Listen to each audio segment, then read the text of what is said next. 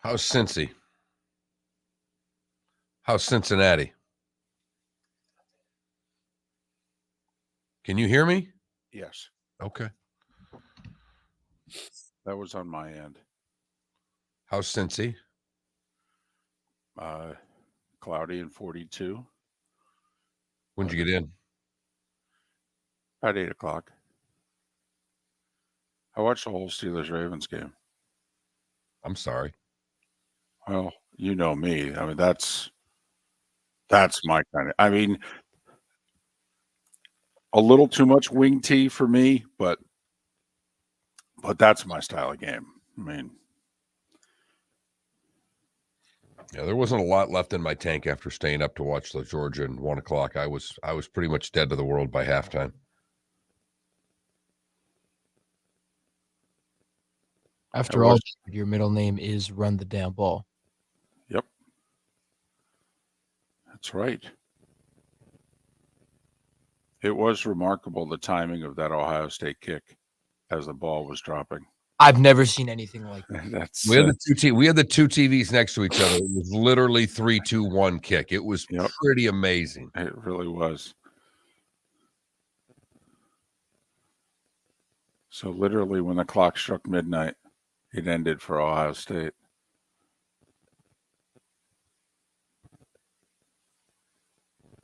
They have sports betting in Ohio as of yesterday.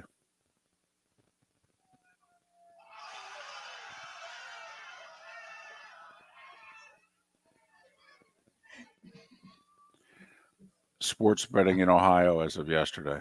Yeah. We'll have it in Florida before we die.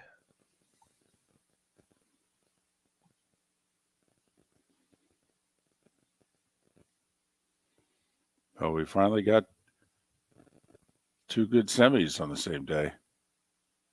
And then some.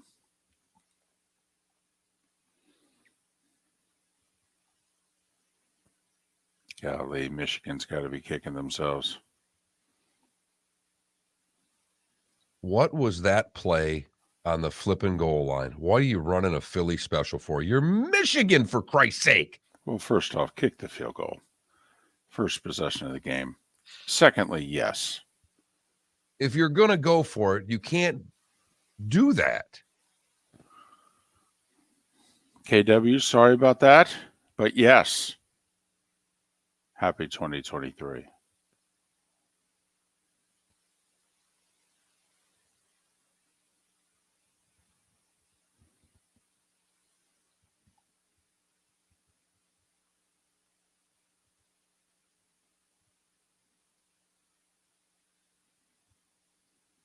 So the Sugar Bowl's on right now, the end of the game, just because that's what's on ESPN. I just turned it on.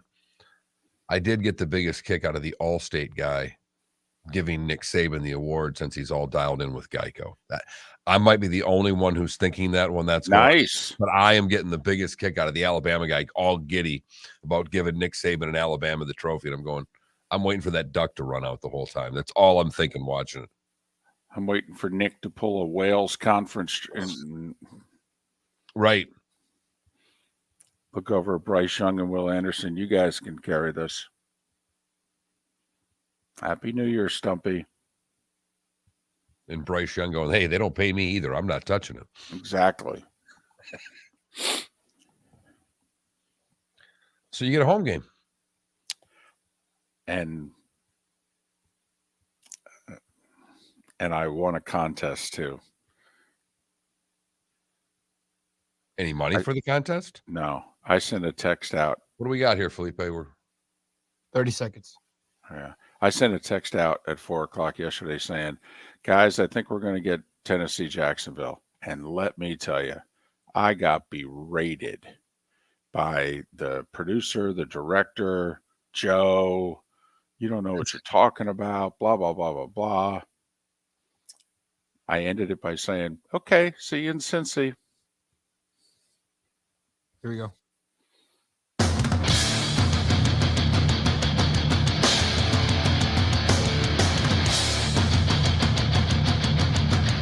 You are listening to Miller and Moulton, exclusively on the Florida Sports Network. And now here's Mark Miller and David Moulton. Top of the morning to you. A belated Happy New Year. Hope your weekend went well as we ask the question. How the heck are you? Miller and Moulton here on the Florida Sports Network, floridasportsnetwork.com. Thanks so much for being with us. I'm in Cincinnati. Does anybody have any energy left for Bills Bengals? If so, that's Monday Night Football. Mark, a belated Happy New Year. How the heck are you? Do you have any energy left for Bills Bengals? Happy New Year to you as well, David. I do, because yesterday I felt like I was just in almost like a trance. I mean, I just was slow motion through the day going, did I just watch what I watched the night before? Because the semifinals were 8 hours of incredible television. Finally, huh? Finally. Took to year 9, but boy, was it worth the wait? It may have been. All right. We didn't get 2 good ones. We got 2 very good and better ones. And we had drama in both. And an upset. We don't get many of them in the college football playoff. TCU and Georgia for the national championship. We all had that. Yes. We all had that in our preseason poll. Not Texas and Georgia, not Oklahoma and Georgia. TCU and Georgia. Hello. First school ever from Texas to make the college football playoff gets to play another week because they move on, beating Michigan. Wow. College football had a great weekend. A great weekend. First off, how often is it that on a Monday morning that we're not talking about the NFL first thing out of our mouth? That in and of itself shows you how good Saturday was. But Mark, big picture, don't you think this adds a little juice to the idea of going bigger? Oh, I think so. But I've always thought that way. And Saturday just gave us one of those days to be even more optimistic about what the future brings in college football. Because if there was one team that wasn't going to win on Saturday, it was TCU. And, you know, don't get us wrong. I don't think, and we haven't talked about this, but I don't think either one of us thinks that they're going to win 2 games in this playoff. But that's not the point of the playoff. The playoff is, hey, could we get to the point where anybody could beat anybody, or damn near anybody could beat anybody? And so, you know, the first time when we enact this playoff that we get an 11 that beats a 6, remember, it'll be on the road too. You know, never mind if we actually have a 12 beat a 5, because the 12 in theory is going to be the worst conference champion every year. I mean, it's going to be the champion of the Mountain West or of the AAC. But to me, Mark, that's what TCU did. TCU opened up all of our possibilities here, in which it's like, wow, okay, maybe college football has a little NFL in it. Maybe we can get upsets. How about that? Think about what we had on Saturday, Mark. A, 2 terrific games, and B, an upset, all at the same time. Mark, we've barely had that combined in 8 previous college football playoffs.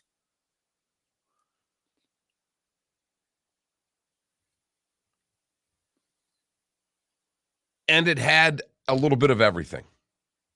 I mean, these games had every single thing you could want, including some calls that'll be questioned in the Mitten State for a long time. Are we talking play calls or officiated calls? Both. Well, I will say, just one man's opinion. I did not think college football officiating had a good Saturday. And I thought college football's replay booth had a worse Saturday than the officials on the field had.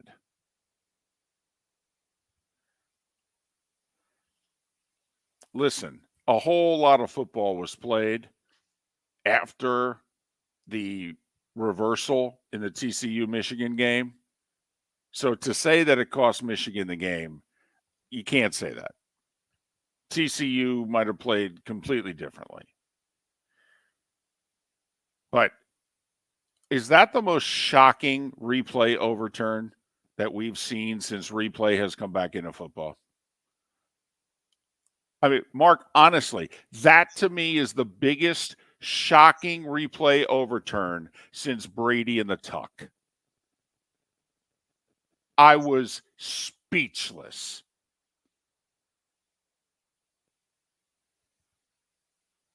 Look you're better at trying to list things in order of importance, but I just sat there staring at the TV wondering how that could happen. Yes. Yes. Because I was in heaven on Saturday. My wife had her best friend in town, and the wife and the best friend and the daughter were all gone. Oh, wow. They were gone from 2:30 until around 5:30. And I just was sitting there in my man cave watching football, feeling pretty good about it. And I had no one but the dog to say, what the hell just happened? What are they even looking at? Why are they looking at this? If he had caught the ball like Spider-Man, like suction cups his fingertips, if there is maybe the possibility he is 6 inches short, maybe, but he would have had to have caught the ball like suction cups, like Chris Carter used to catch the ball with his hands. He did not catch the ball that way. The ball hit his hands. It rubbed up against the lower part of his shoulder pads. It bounced ever so slightly, and he corrals it when his butt and his body is clearly in the end zone. It was and to think that was an overrule. Thank you. This wasn't at the one confirmed. Right. This was overruling a call on the field. Come on, guys. We're not here to see you in the replay booth. It's also not the purpose of replay. Clear and egregious, mistakes. Come on. But listen, Michigan blew it. Hats off to TCU. They played their what's off from the first snap of the game. But there was some questionable officiating. I mean, did Bowers get the first down? Are we sure Bowers got the first down? Ooh, I don't know. But it was a good time to go to commercial. Oh, my. Yeah. I mean, if there's ever a time to rush that right to commercial and not let us see what happened, that's the time. Right. Mm-hmm. So, but Saturday was tremendous. We as fans had waited since they went to this format. I mean, remember, we used to go straight to 2, right through the 2013 season. So this is the 9th time that they gave us 2 semifinals on the same day. And, in the 16 previous games, we had done the math. There'd been like 4 good ones. And probably only one great one, which I would argue is the Rose Bowl between Georgia and Oklahoma. And then this Saturday came and went. By the way, how about Kirby talking about Stetson Bennett after the game? I mean, did he not watch Stetson go down the field twice in the fourth quarter and throw the touchdown with less than a minute to go there to give him the lead? Don't want to get that head too big. Apparently, Stetson Bennett Chevrolet, Cadillac, and Buick right is I mean, in need of a little PR after the head coach following the game there. I mean, Kirby better not buy his insurance from Stetson Bennett, Allstate there. I mean, that ain't going to happen. I mean, I'd check the fine print, Kirby, if I were you. He may stick it to you. Man, 398 yards and 3 touchdowns or whatever it was. And, playing for another national championship. And, well, if he'd just do his job and follow the game plan. Okay. Made 1 or 2 throws. It's like back. Lighten up, Francis. You were kind of fortunate to win, Criticizing Stetson in the offense. How about your vaunted defense there? This just in. He just completed another pass for a first down. Yeah, Marvin Harrison Jr. doesn't play the whole game. I'm not sure. Hello. We're talking about Georgia playing TCU for the national title. Hello. I think we're on to something. So, tell you what, though, C.J. Stroud helped his stock, don't you think? Bryce Young and C.J. Stroud had pretty good weekends. C.J. Stroud continued to help himself in the postgame. Yeah. How about that? That's the most fun game I ever played in, he said. It's a bummer we had to lose it. Composure that young man showed following defeat was something we could all take a little bit from. By the way, how about his poise? I mean, the throws he made under duress. And, much had been made out of the fact that C.J. Stroud had played almost the entire season without any duress. The pressure rate against him was very small. And there he is throughout the first half. I have a big, bad Georgia lineman chasing him all over the place. He's making one terrific throw after another. It's like, damn. This guy's pretty good. I thought he was terrific. He can throw the ball hard. He can get it into tight windows. I do know that. I don't know how great he's going to be on Sundays, but he can throw it into a tight window. There's no doubt about that. What a Saturday. And then that led us to Sunday that had some greatness of its own in it and some colossal disappointments. But that's what the NFL does to us on a weekly basis. We'll get into what happened on Sunday. The starting 5 still 25 minutes away right here on Miller and Moulton on the Florida Sports Network. Mark Miller for SWFL Golf Carts or online, flgolfcarts.com. If you're looking for a golf cart, an e-bike, or an e-motorcycle, go visit Alex and the gang at SWFL Golf Carts, flgolfcarts.com online. Check out their whole inventory. If you're looking for a custom cart, they can take care of you. 2-seater, 4-seater, 6-seater, they've got you covered. E-bikes, nobody better for value and service. E-motorcycles, check them out. Again, flgolfcarts.com. flgolfcarts.com. David Moulton for Napa Auto Parts, and Napa Filters. Insist on Napa Filters for your vehicles, or if you're a do-it-yourselfer, only buy Napa Filters. Napa has a filter for almost anything on earth that moves, whether it's motorcycles, foreign and domestic cars, vans, SUVs, earth-moving equipment. You get the idea. Napa Auto Parts, Napa Filters. Insist on them for your vehicles, or if you're do-it-yourselfer, only buy Napa Filters. Yeah. Hi. Excuse me. Hey, the line starts back here. Ma'am, if your party's not here, you're going to have to go around again. If you had the opportunity to avoid all this, wouldn't you? Salt Live is the official transportation provider of the Miller and Moulton Morning Show, making your trip to and from the airport seamless and stress-free. Salt Live is supported with the help of local partners like the Bayfront Inn. Gather your family and friends and enjoy a leisurely day on the water with a pontoon or deck boat. If you prefer to explore the waterways without a motor, the Bayfront has canoes, standboards, and kayaks. At the end of your journey, enjoy lunch or dinner at the Bamboo Tropical Bar and Grill. The Bayfront Inn, something for everyone on 5th Avenue in downtown Naples. BayfrontInNaples.com. When you need a ride, book with Salt Live Transportation, 308-8686, or book on saltlivetransportation.com.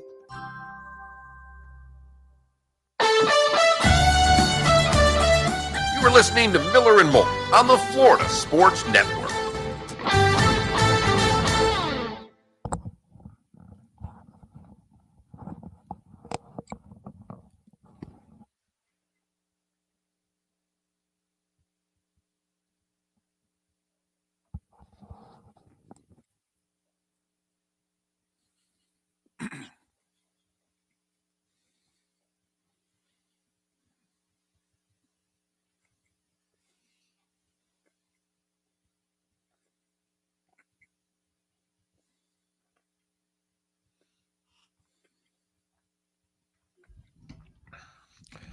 This was the first time over a weekend that I really felt I needed a notebook next to me watching football.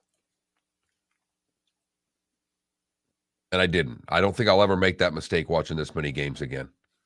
So much was going on that I was afraid I really needed to start writing things down. Your memory's a lot better than mine. Mine's shot. And I don't think many of you watched, but I mean, we had far and away the best Sun Bowl we've ever had. That game was tremendous. Yeah. I did not, but it looked like from the score standpoint that it was a hell of a football game. Unbelievable. It was a fun game, too.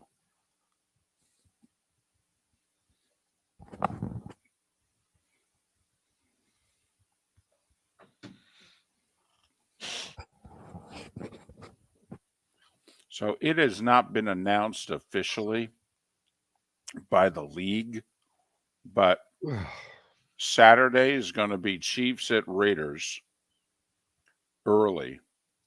Titans Jags 8:15 for the AFC South. That's already out there. It's out there. It hasn't been announced by the league. Okay, well that's Also, on my apps and all that. That's well, because the Titans went out and released it. Somebody with the Titans put it on Twitter. Also, Packers Lions Sunday night. yeah, they haven't given us what's the 4 window, do you know? No. They haven't decided what games are at 1 and what are at 4:25. I mean, they haven't announced it, but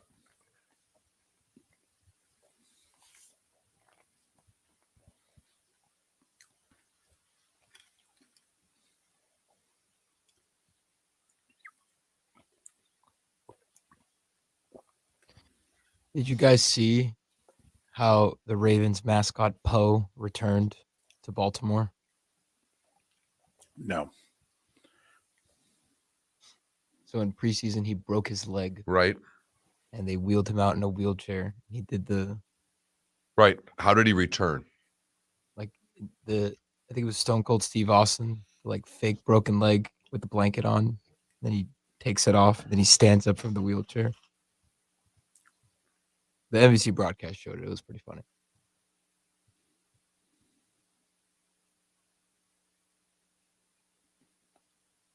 Also, Edgar Allan and Poe. Oh no, we're aware why the mascot's called Poe. Oh, I love it. What, Baltimore, Edgar Allan Poe. I love it. He doesn't realize it. No, the Raven. Edgar Allan Poe wrote the Raven. Brown Chicken, I have to admit, I haven't heard one iota about the uproar.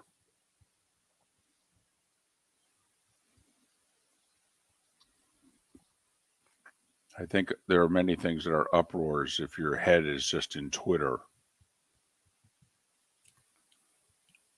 But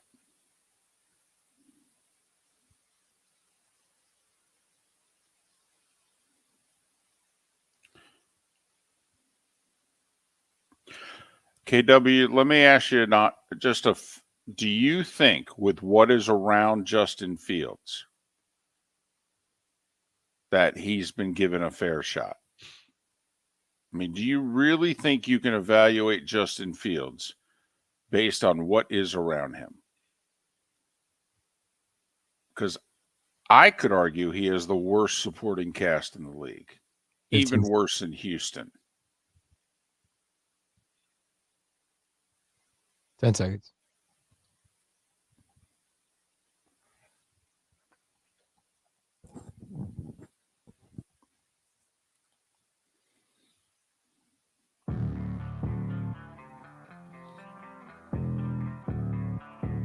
Thanks for listening. And now, more of Miller and Moulton on the Florida Sports Network. 21 minutes past the hour. Top of the morning to you. Belated Happy New Year. Miller and Moulton, the Florida Sports Network, floridasportsnetwork.com. Starting 5 coming up in a little more than 15 minutes. Roy Cummings will join us on the show today, as will Mo Eggar from ESPN Radio here in Cincinnati. where it's dense fog and 42 degrees right now, Mark. But they have sports betting in Ohio as of yesterday. So Mo Eggar, between Skyline Chili and sports betting, should be in, and Bills Bengals tonight should be in great spirits a couple hours from now. Absolutely. His day's been made as a sports radio show host. Are you kidding me? That's right. He can't be in a bad mood ever again. Nope. And now we take a break for another DraftKings commercial. Correct. And Miller and Moulton very jealous, hoping that that'll be us someday. Someday, David. Someday, when they legalize sports gambling. So the Bucs were trailing 21-10. in the fourth quarter and decided to start speeding things up again. Yeah, they went to that the no huddle, just put the ball in Brady's hands, and that's the only time he really looks for Mike Evans. Also, when they call these set plays, they don't seem to have the time for Evans, so he's got to go elsewhere. But somehow, when he's in the shotgun in the 2-minute drill, he's got time to look downfield for Mike Evans. And this just in, Mike Evans is a Hall of Fame receiver, okay? Hall of Fame receiver. Godwin is nice. Gage is pretty good. Julio has like 4 moments a year. Mike Evans is a Hall of Fame receiver.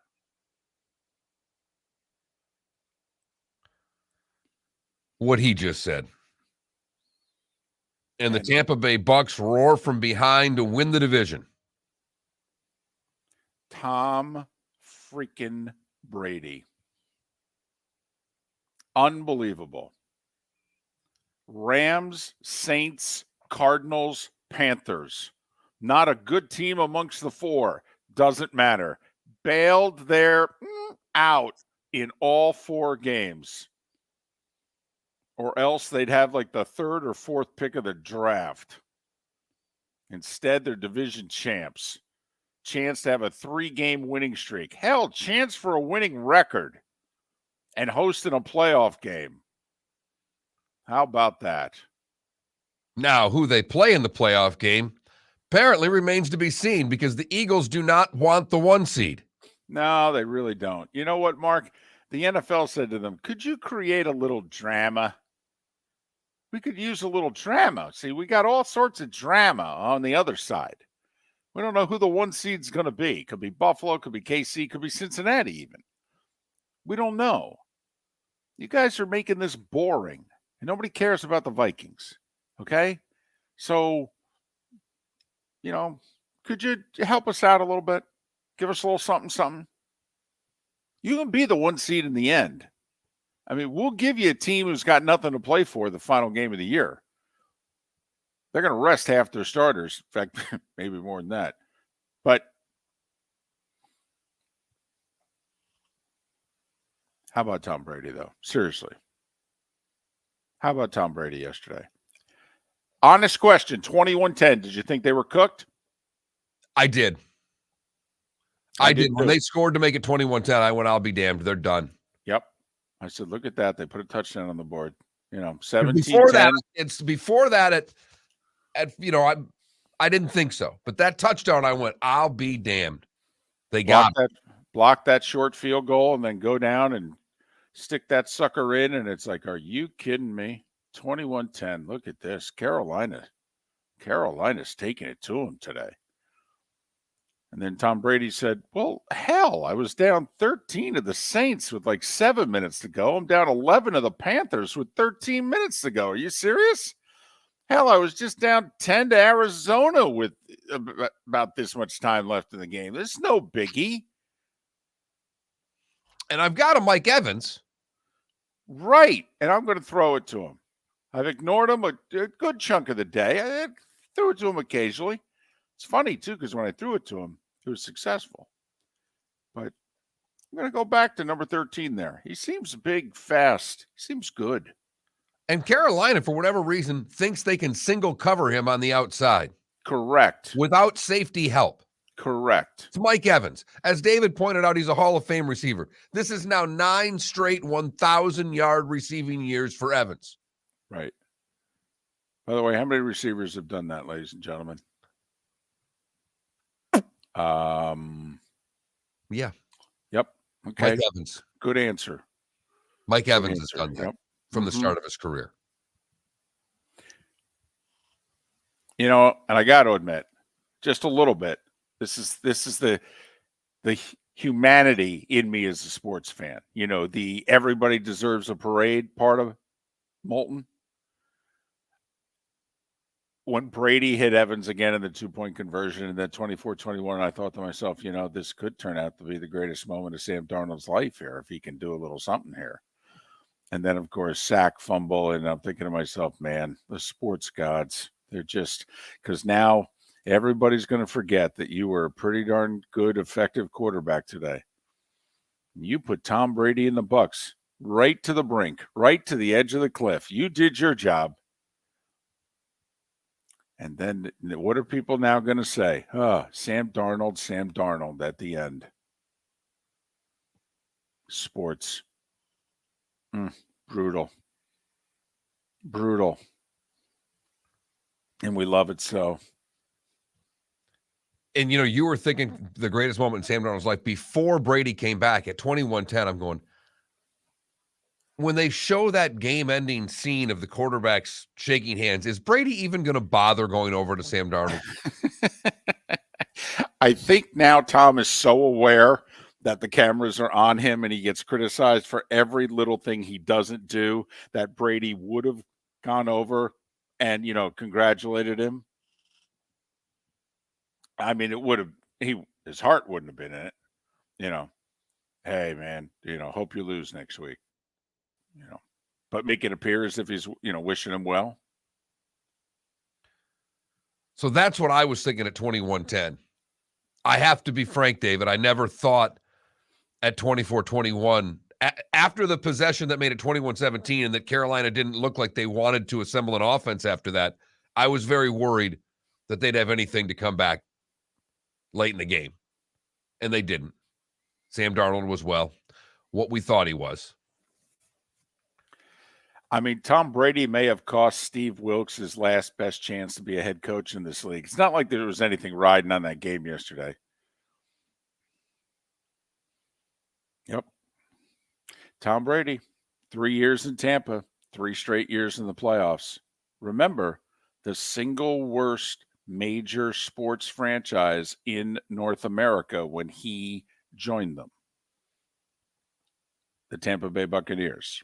44 years, worst winning percentage in major North American sports. Tom Brady, 3 seasons, 3 playoffs, 2 division titles. I think most of us don't think there's a whole lot going on this year in the postseason with Tampa Bay, but they're back again and they're hosting a game, and it really doesn't matter. Yep. And now, I mean, it better be blank piece of paper and pen time to Brady if you're the Bucs. Seriously? Ready to move on, huh? Really? Kyle Trask? Yeah. Blaine Okay. Gabbert? Right. Trade for Derek Carr, Jordan Love, Baker Mayfield? Right. Hey, Mike White's available. Beg the old guy to come back for one more year and not leave you seems to be the best plan. But Miller they may and have Moulton. some competition, Mark. Yeah. And that's just in state. Starting 5 is next. Don't miss the Miami Dolphins watch party every Sunday at the Seaside Bar and Grill in Bonita Springs. Presented by Clutch Vodka. The Seaside will be serving Clutch Vodka drinks, including the awesome Bloody Mary bar at the Seaside. If you can't be at Hard Rock Stadium, come have fun at the best place in town to watch the Dolphins and enjoy the best, clean, crisp, smoothest vodka. That's Clutch with a K. Miami Dolphins parties every week at the Seaside Bar and Grill on Old 41 in Bonita Springs. Powered by Clutch Vodka. Yeah. Hi. Excuse me. Hey, the line starts back here. Ma'am, if your party's not here, you're going to have to go around again. If you had the opportunity to avoid all this, wouldn't you? Salt Live is the official transportation provider of the Miller and Moulton Morning Show, making your trip to and from the airport seamless and stress-free. Salt Live is supported with the help of local partners like the Bayfront Inn. Gather your family and friends and enjoy a leisurely day on the water with a pontoon or deck boat. If you prefer to explore the waterways without a motor, the Bayfront has canoes, standboards, and kayaks. At the end of your journey, enjoy lunch or dinner at the Bamboo Tropical Bar and Grill. The Bayfront Inn, something for everyone on 5th Avenue in downtown Naples. BayfrontInNaples.com. When you need a ride, book with Salt Live Transportation, 308-8686, or book on saltlivetransportation.com.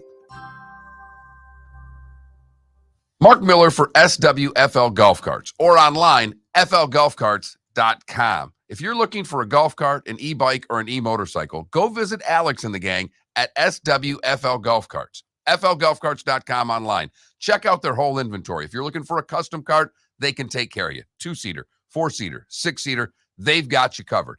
E-bikes, nobody better for value and service. E-motorcycles, check them out. Again, flgolfcarts.com. flgolfcarts.com.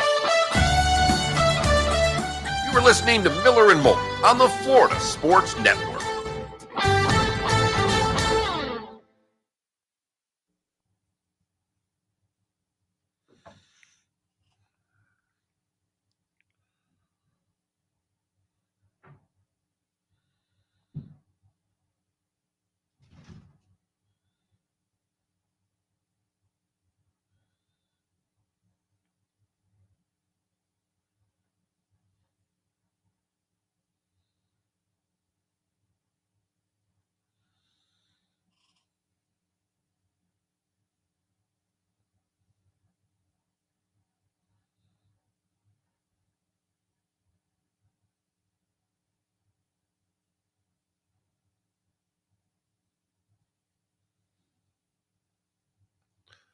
How about the play by the punter at the end of that game?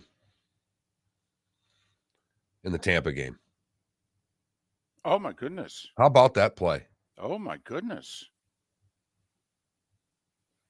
Potentially saved the season. Right.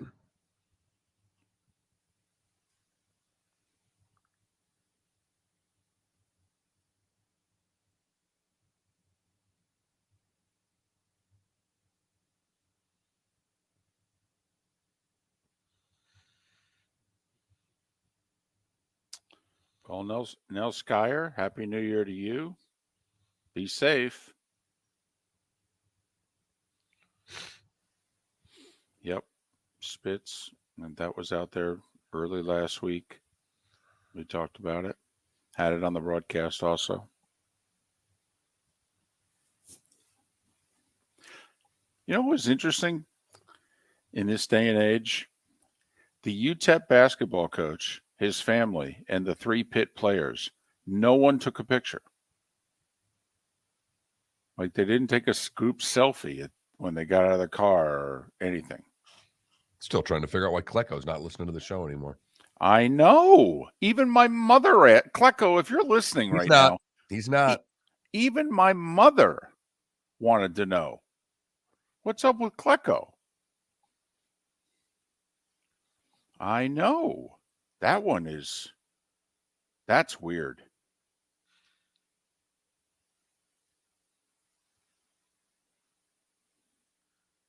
How about the NC State?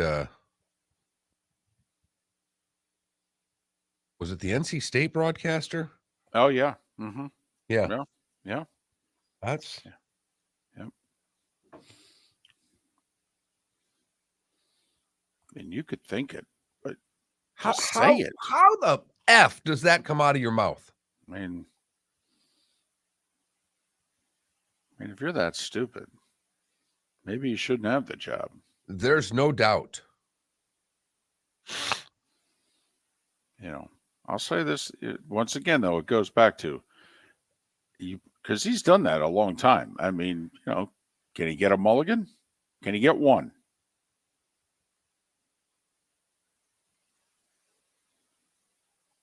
Right, Spitz. That's what I'm saying. He's, 30 years he's had that gig. I mean, can you get a mulligan? The problem I have, okay, yeah, sure. That was on purpose. Oh, no. See, and I would say to him, no offense, you can't apologize. Apology would be so insincere. It's ridiculous. Okay. Clearly, you have the feelings that you have. Okay.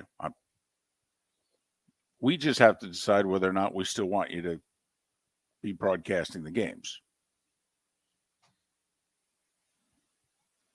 Dandy, what were the conditions? He was reading an out-of-town scoreboard. Yeah. I mean, it was a sponsored element. And he decided to go there. Yeah. And Samuel Joel, what he said was, and in El Paso, along with all those illegal aliens, they're playing the Sun Bowl. And the score is whatever to whatever. Blah, blah, blah, blah. Don't worry, Paul. I do. First off, we can get into a discussion as to whether or not there are illegal aliens.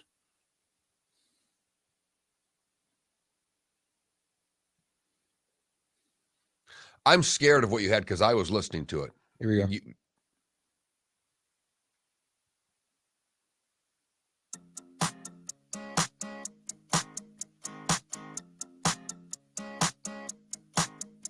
You're listening to Miller and Moulton, exclusively on the Florida Sports Network. 22 minutes before the hour, top of the morning to you. A belated Happy New Year. Hope you had a great weekend. Man, there was a lot of great football since we last talked, huh? Miller and Moulton, Florida Sports Network, floridasportsnetwork.com. Miss any part of the show? It's one of the reasons why we have the whole floridasportsnetwork.com thing going. And download the podcasts.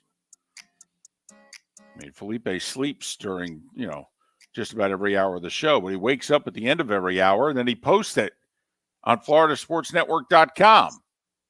Then he can go back and, take a little nap again. And then at the end of the hour, he posts it again. That's kind of how we roll. All right, Mark, you ready for a lot of seeding talk? Are you ready? Get after it. It's time now for The Starting Five. 5 stories you need to know. It's the Starting Five on Miller and Moulton. Here's number 1. This is when I get my rest. There you go. Exactly. We wake you up in about 12 minutes. I have 3 words for you. Tom freaking Brady. The old man did it again. Lured you in. You were starting to think he and they were done, right? No. Brady 3 touchdowns to Mike Evans. Down 21-10. I got your 21-10 right here. Bucks rally to win. Beat Carolina 30-24. They win the South. It's over. No more talk about everybody sucks and losing record and what have you. Besides, the Bucks are 8-8. Yeah. Of course, who knows who's going to play next week at Atlanta. But then again, who cares? Dolphins, they're also 8-8. But that's not good, see, because they were 8-3. They played hard. I thought that with what they brought to the fight, they played pretty well. Yes, no, maybe. But too many injuries at the quarterback position alone. Skylar Thompson had to come in and finish the game after Teddy Bridgewater got hurt in the third quarter. That was after Teddy threw a decisive pick 6. Patriots beat Miami 23-21. Both teams are 8-8. The Patriots are technically ahead of the Dolphins in the division, however, because of a better division record. And that's why this morning, for the first time in a long time, Mark, the Dolphins are out of the playoffs. The scenario for Miami is very simple. Beat the Jets at home Sunday, and the game will be Sunday, and have New England lose at Buffalo. If you're a Dolph fan tonight, you need to root for the Bills hard. Because if Buffalo beats Cincinnati, they're still the 1 seed. And then the game against the Patriots has great meaning. because they'll need to win it to clinch the 1. Bills lose tonight to the Bengals. They fall all the way to the 3 with very little chance of being the 1. And right now, with the way the Ravens are playing and no Lamar until otherwise, do you think Baltimore's going to Cincinnati and beating the Bengals? So if you're a Dolph fan, your final week starts tonight. You're rooting for the Bills.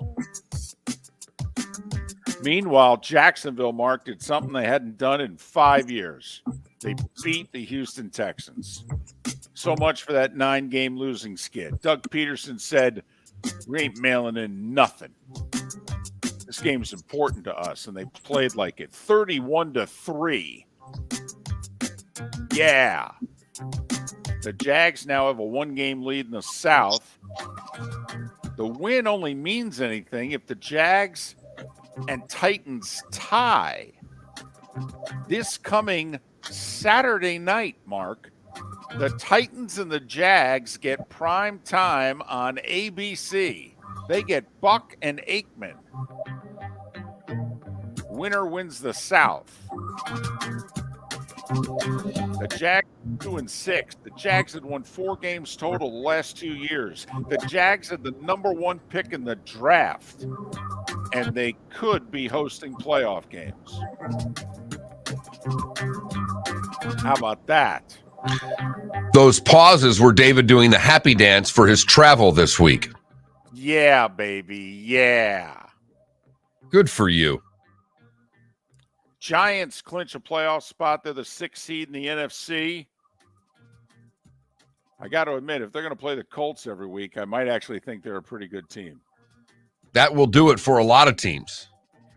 Daniel Jones, ladies and gentlemen, made himself a lot of money yesterday. See, he's a free agent quarterback at the end of the year because the Giants didn't pick up his 5th-year rookie option. He had 4 touchdown passes, 2 throwing, 2 running. He was clearly the best player on the field yesterday, something that has never before been said in the National Football League. Daniel Jones got paid yesterday. 38-10 Giants. The Lions humiliated the Bears. 41-10. So much so people are now thinking Justin Fields is not the answer in Chicago. Could we give him a representative NFL roster before we determine his future? I mean, come on. But the Bears are 3-13. They right now have the 2nd pick of the draft. Mark, it's confusing with the Lions. Today, they're the 7th seed. They're in the playoffs. And they can win Sunday in Green Bay and not make the playoffs. You see, because right now, in a 3-way tie, they're a game ahead of Green Bay in the division, okay? But in a 3-wayer, they're the 7th seed. But if they beat the Packers, it comes down to head-to-head between them and Seattle, and they lost to Seattle. So that's the funny thing. The Lions could win and not get in. Green Bay, meanwhile, oh boy, are we really going to let Freddy Krueger continue to live? It looks like it. Is there anybody more cocky right now in North America than Aaron Rodgers? No. Are you listening to his press conferences? No, he is going as monotone as he can get and delivering haymaker after haymaker. Oh, yeah, when we were 4-8 and everybody counted us. I mean, he is channeling his Belichick with some Belichick tone with vengeance coming out of his mouth. I mean, it's as if he's standing there with both his middle fingers in the air while he's talking to you. Well, you all counted us out in 4-8, and then you did so at 5-8, and it's 6-8, and now here we are at 8-8, and we've got a dome team at home, and we win. We're in the playoffs, and we've snuck into the playoffs before and won a Super Bowl, but okay, yeah. Mm-hmm. And then he looks out at everybody like, well, basically, why do you people have jobs? That's basically what I'm saying right now. You guys are morons. 41-17 Packers over the Vikings. Costly loss for the Vikings. It moved them into a tie with the Niners, who beat Vegas in overtime 37-34. Ninth straight win for San Francisco, and San Francisco better conference record than Minnesota. So even though they're tied, the Niners are the 2 seed right now, Mark. Thank you very much. The Eagles just don't want the 1. It's one thing to, go lose in Dallas, but you lost at home to New Orleans yesterday, 20-10. Gardner Minshew did not play well. Eagles have lost 2 in a row. If they beat the Giants in Philly next week, they are the 1. And the Giants now have nothing to play for. And neither does Washington, Mark. They were eliminated from the playoffs yesterday. The Carson Wentz move. He threw for 143 yards and 3 interceptions. And Ron Rivera apparently didn't know he could be eliminated from the playoffs yesterday. No, he was shocked in the post-game presser when he was told, if the Packers win, you're out. What? And by the way, they're up big. Deshaun Watson only completed 9 passes, Mark. He was 9 of 18, but 3 of those 9 were touchdowns. So there you have it. Browns play a meaningful game next week. They play the Steelers. And believe it or not, the Steelers are still in it. Mike Tomlin never wants to have a losing season. Ever. Not even with Kenny Pickett at quarterback, who in Baltimore, against the vaunted Ravens defense, took them down the field in the final 4 minutes, threw a 10-yard touchdown pass to Najee Harris with under a minute to play. Steelers rally, beat the Ravens 16-13. And those 2 teams would line up and play again later today if you asked them. Steelers are 8-8. Now, they don't win a single tiebreaker. They need New England to lose. They need the Dolphins to lose. And they need it. That's what they need. And they need the Jags to win also. All right. But the Steelers have a shot. Better than we would have thought. Kansas City is still the 2 seed. They beat Denver 27-24. 15th straight time they've beaten the Broncos. Broncos haven't beaten the Chiefs in 8 years. That's unbelievable. Imagine not beating a division team for 8 years. You get 2 cracks at them. Chargers beat the Rams 31-10. Mark, that's significant. Chargers now leapfrog the Ravens for the 5 spot. And the reason that's significant is that if you're the 5 seed, you play the AFC South champion in the first round of the playoffs, as opposed to going to either Buffalo, Kansas City, or Cincinnati. I mean, there is a line of demarcation in the AFC. There is a big difference between playing the 3 and playing the 4. Right. And by the way, how about that? You could have Trevor Lawrence and Justin Herbert in a playoff game. Huh? That'd be a little sex appeal. While potentially Tua watches. Right. Seattle beat the Jets 23-6. Jets have lost 5 in a row. They were eliminated. And actually, Mark, Seattle is technically the 7 for now. I said Detroit. I was wrong. Seattle is the 7.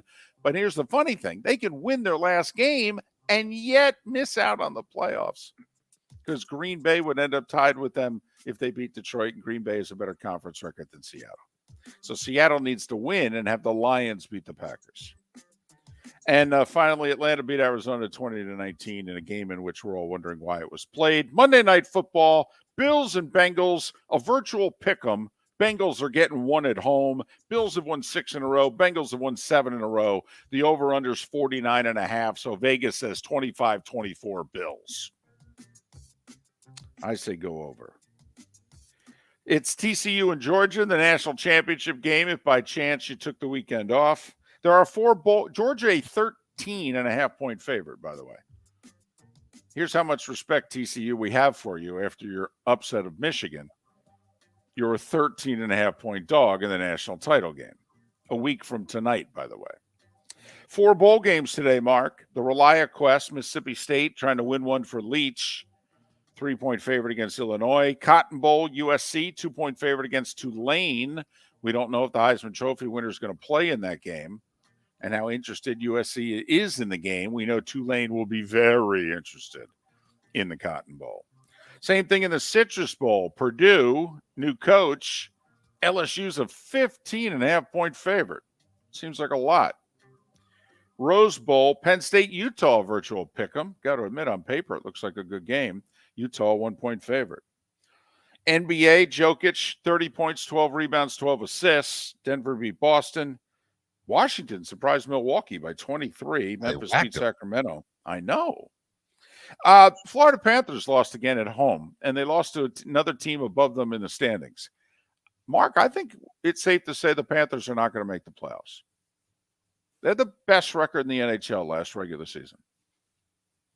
Right now, I'm betting $20, $50, $100, $500. Panthers are not making the playoffs. Rangers beat them 5-3 in sunshine. Carolina 5-4 in a shootout over the slumping Devils. Kraken beat the Islanders 4-1. Ottawa 3-1 over Buffalo. San Jose 5-2 over Chicago. And that, gentlemen, was... That was the starting five every weekday morning at this time on Miller and Moulton.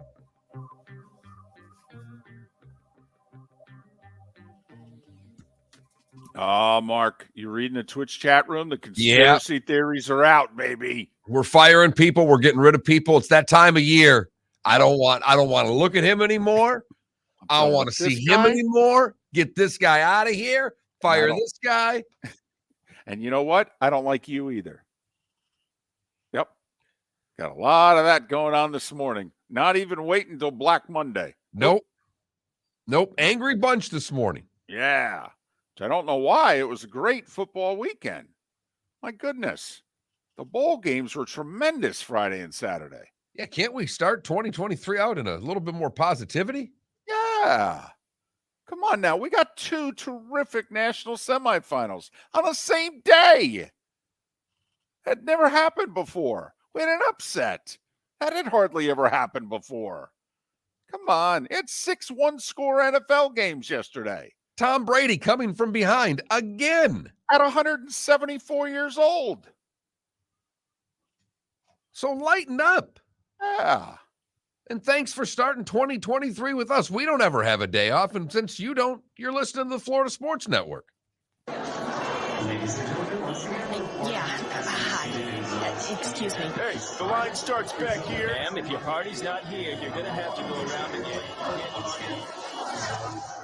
If you had the opportunity to avoid all this, wouldn't you?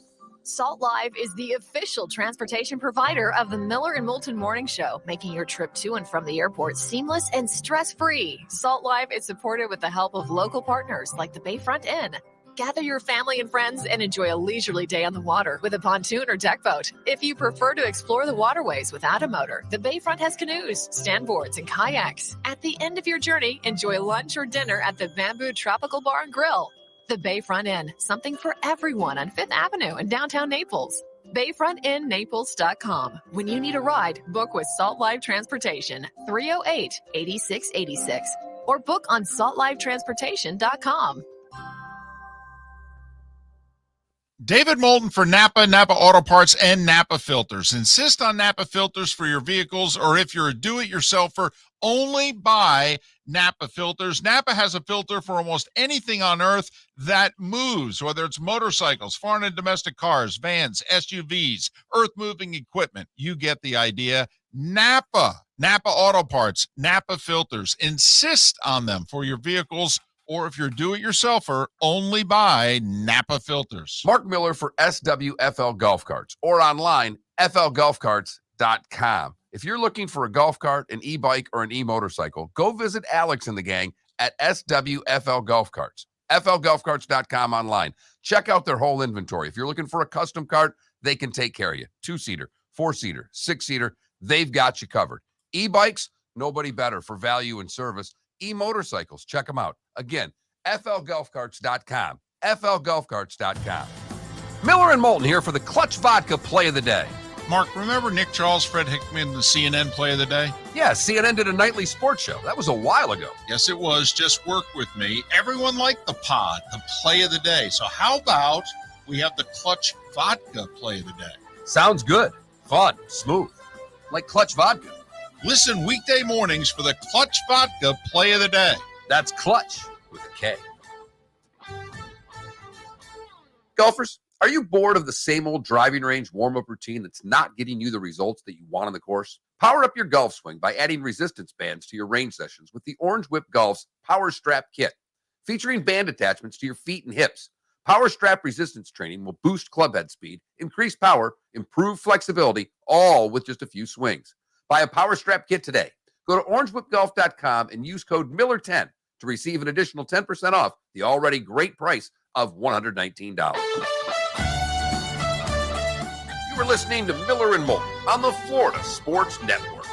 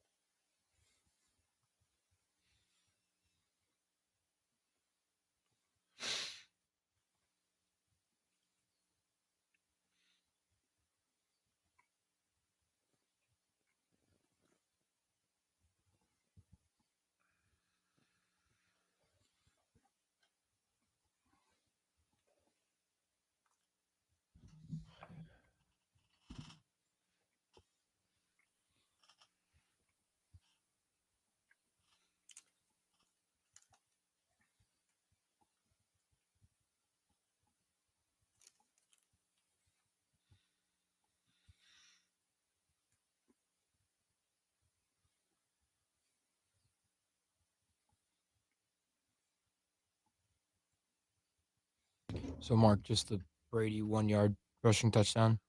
No, I mean, you're going Minkah Fitzpatrick. We had two great college semifinal games.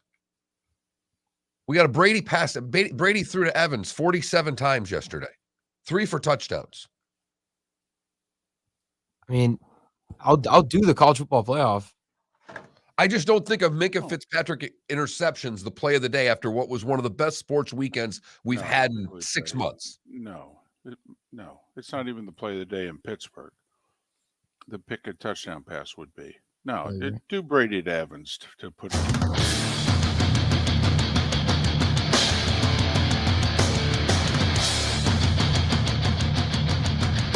You are listening to Miller and Moulton, exclusively on the Florida Sports Network. And now, here's Mark Miller and David Moulton. Top of the morning to you. How the heck are you? Hour 2 of Miller and Moulton. First show of 2023. Hope you had a great New Year's. I know many of you are celebrating it today officially. I know many of you have the day off. Good for you. We got too much football to talk about. Great national semifinals. Bowl games have been largely fantastic. Week 17 of the NFL largely delivered again. 6-1 score games yesterday. Bucks, Jags win. Dolphins lose. Uh-oh. Uh-oh. So, Mark, how close are we to doing Sean Payton, Tom Brady just a year later? I mean, if you're Stephen Ross. I think we can wait till next week, but we can certainly get that show on deck, David. I mean, that's all I'm saying. You're just wondering, I mean, Stephen Ross, reach out to Sean Payton this week and just say, hey, is this still your number? I just want to know.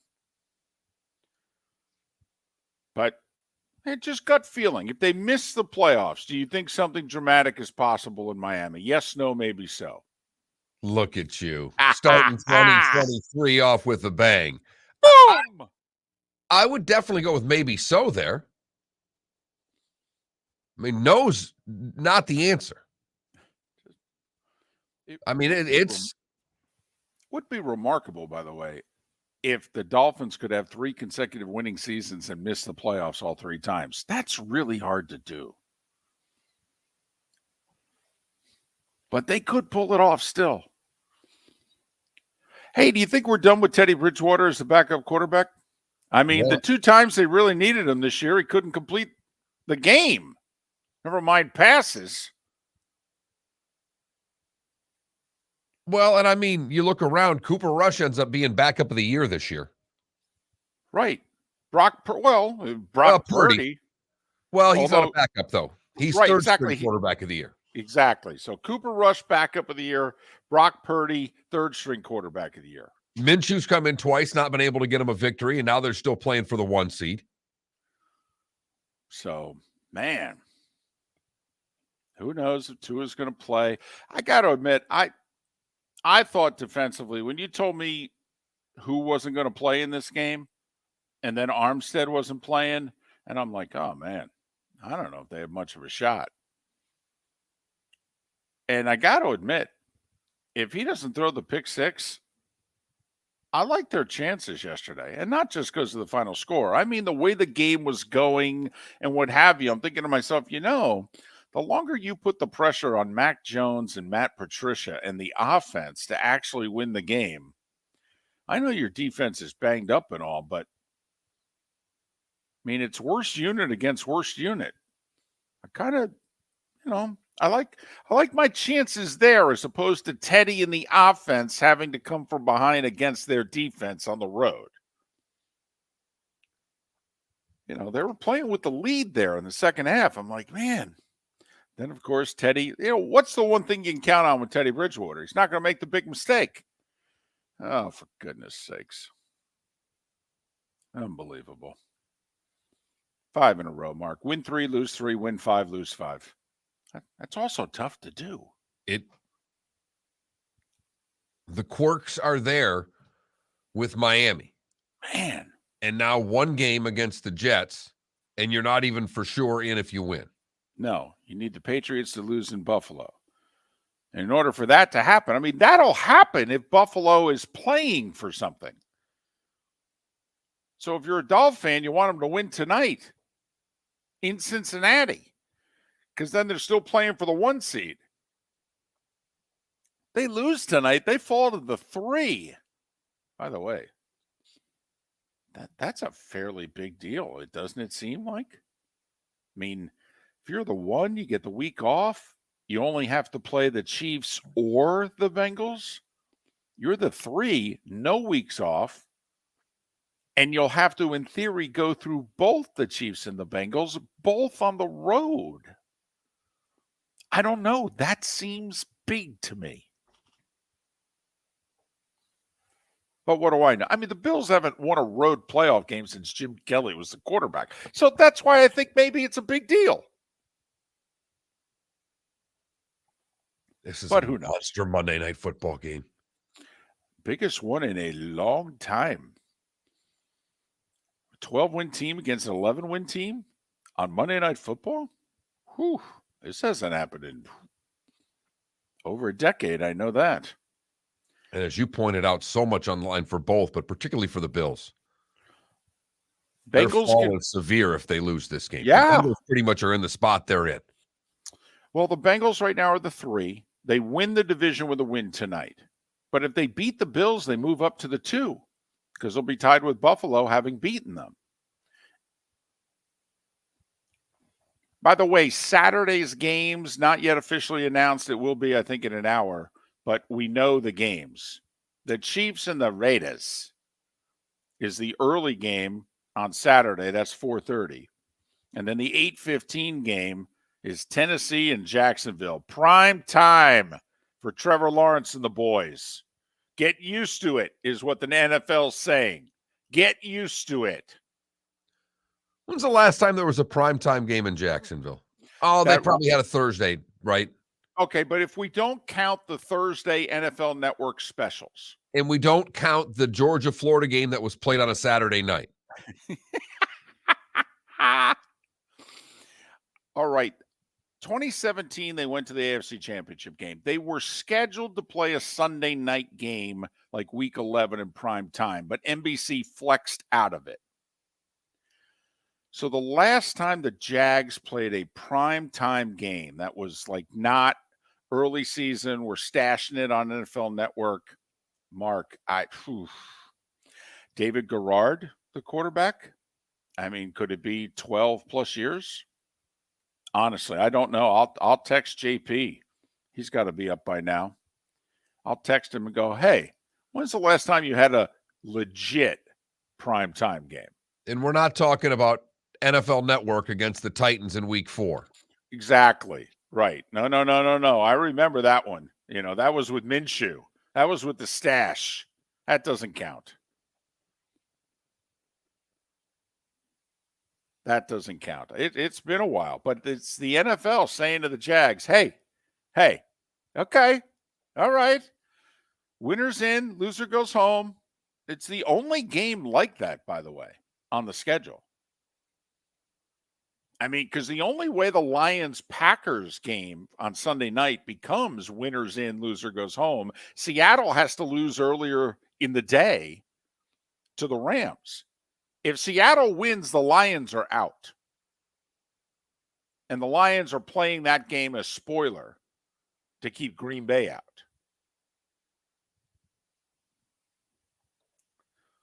And I don't see, well, hey, who sees anything anymore? But Seattle does play the Rams. Right. I mean, they'll be favored. But then again, it's the NFL.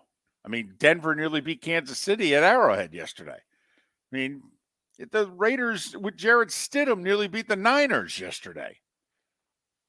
Yeah, Jarrett Stidham played well enough that somebody in Vegas is going to say, is Jarrett Stidham the answer? Right. Hey, I will say that he scored a bunch of points against the Niners. I mean, he threw a bunch of touchdowns. He played well. But once again, Mark, you ask a question on a Saturday, you're a moron. You ask the question on a Sunday night after a little bit of evidence, not so much of a moron. And you know what Josh McDaniels is saying to Jared? Jared, you did really well. Okay, I'm proud of you. Do it again this week against the Chiefs. And you know what? You have a real chance to be our quarterback next year. But we're going to call Tom Brady first, just so you know. And he does take my calls.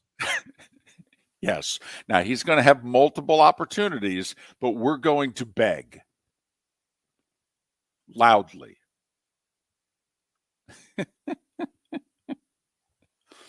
What to make of the Dolphins, seriously?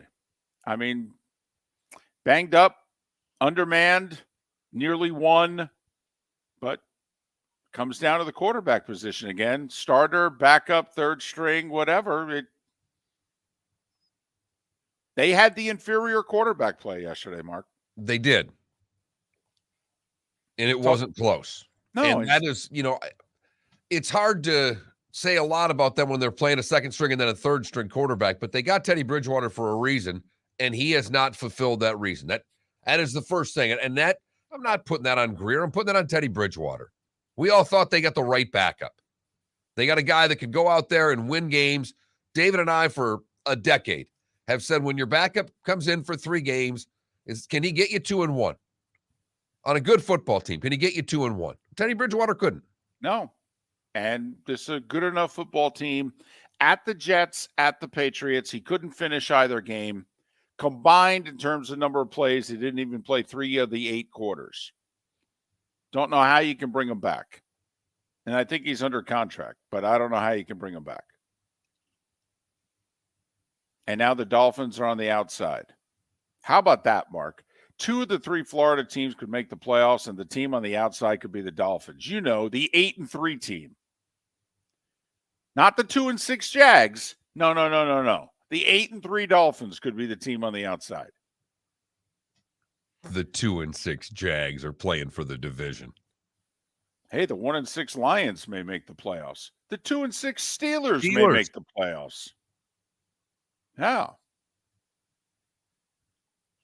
Stumpy, not a Tua fan, with a funny line in our Twitch chat room. The Dolphins already have a good backup. His name is Tua. And when Brady's the quarterback there next year, you're right, Stumpy. You are.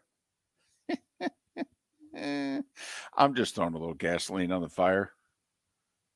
And by a little, you mean right, a couple of gallons. Right. But then again, I'm in the fire. Okay. You know, I've kind of adopted the Dolphins. They're like my second team. And we are both Tua guys. Yeah. Although I have to admit, his value went up yesterday. I mean, his value went up, and we're still not signing the 5th-year option because there's no way that you can. Right. I mean, just like Lamar's value went up, you could argue. By not, once again, you can't replace him.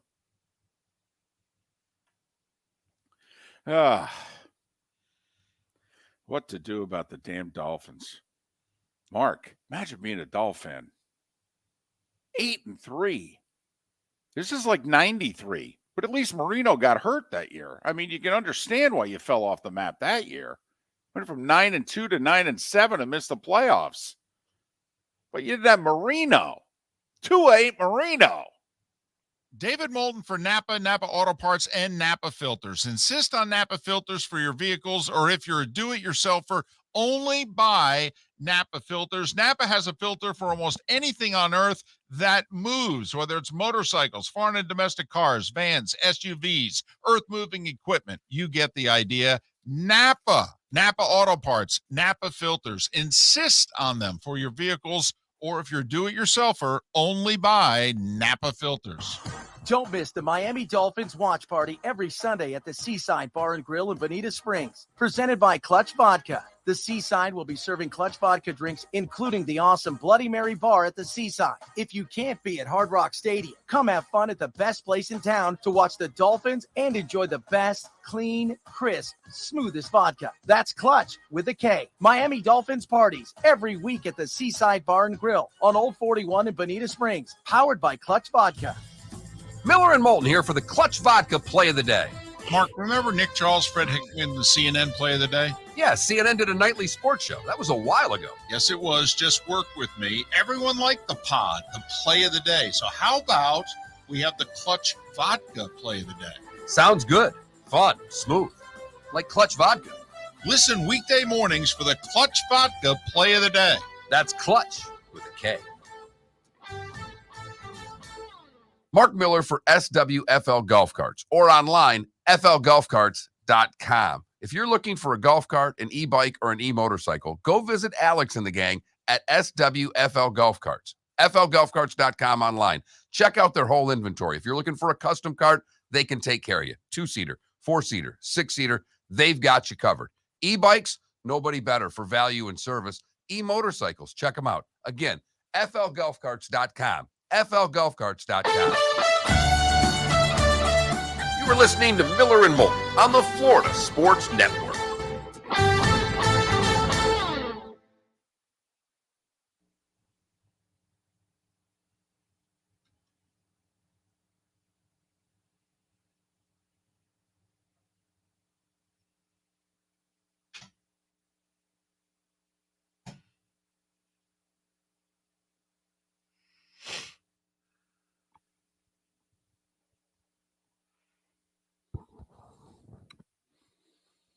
Yeah, Paul, you're right.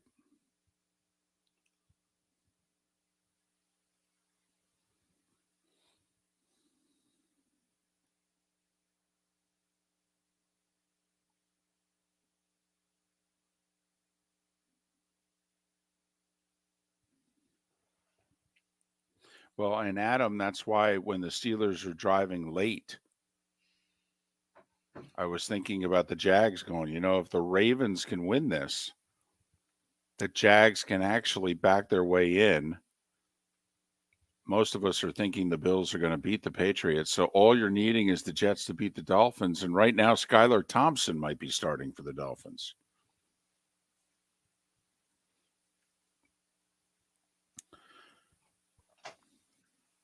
No, that was Parcells. You are what your record says you are.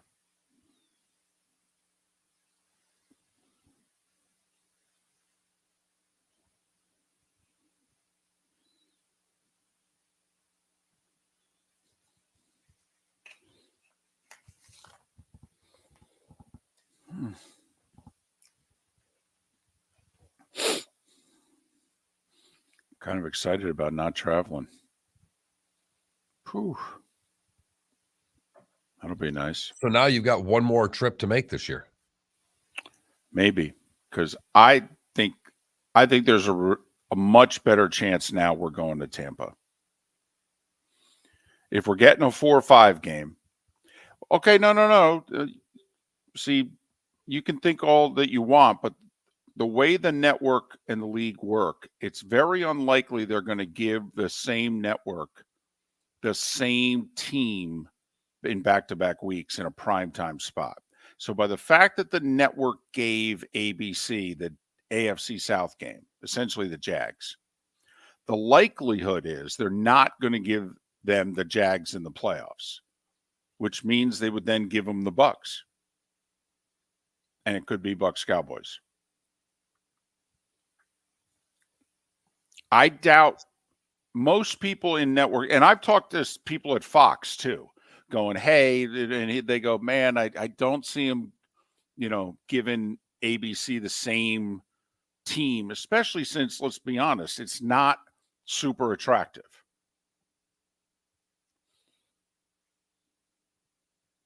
I mean, ABC went out and spent $34 million a year to hire 2 new announcers. And then they kind of looked at the NFL like, okay, we're holding up our end of the deal. And so the league said, okay, we'll give you some games this year.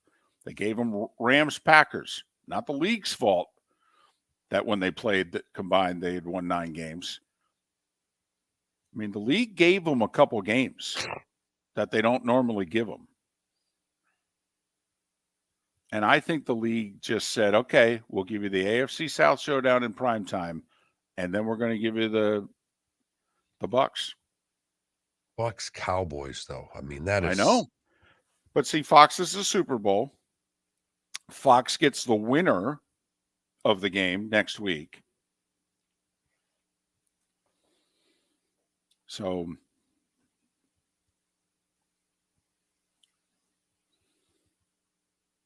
I will say from a ratings standpoint, the league would be screwing ABC if they gave them the Jags in back-to-back weeks. They really would. Because even though it's the only winner-take-all game on the schedule, there's a lot of games on the schedule that would outrate Tennessee, Jacksonville. And by a lot, I mean like 8. Easy.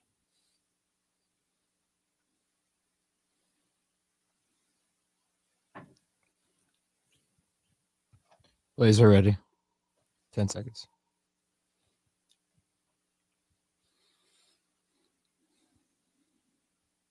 Here we go.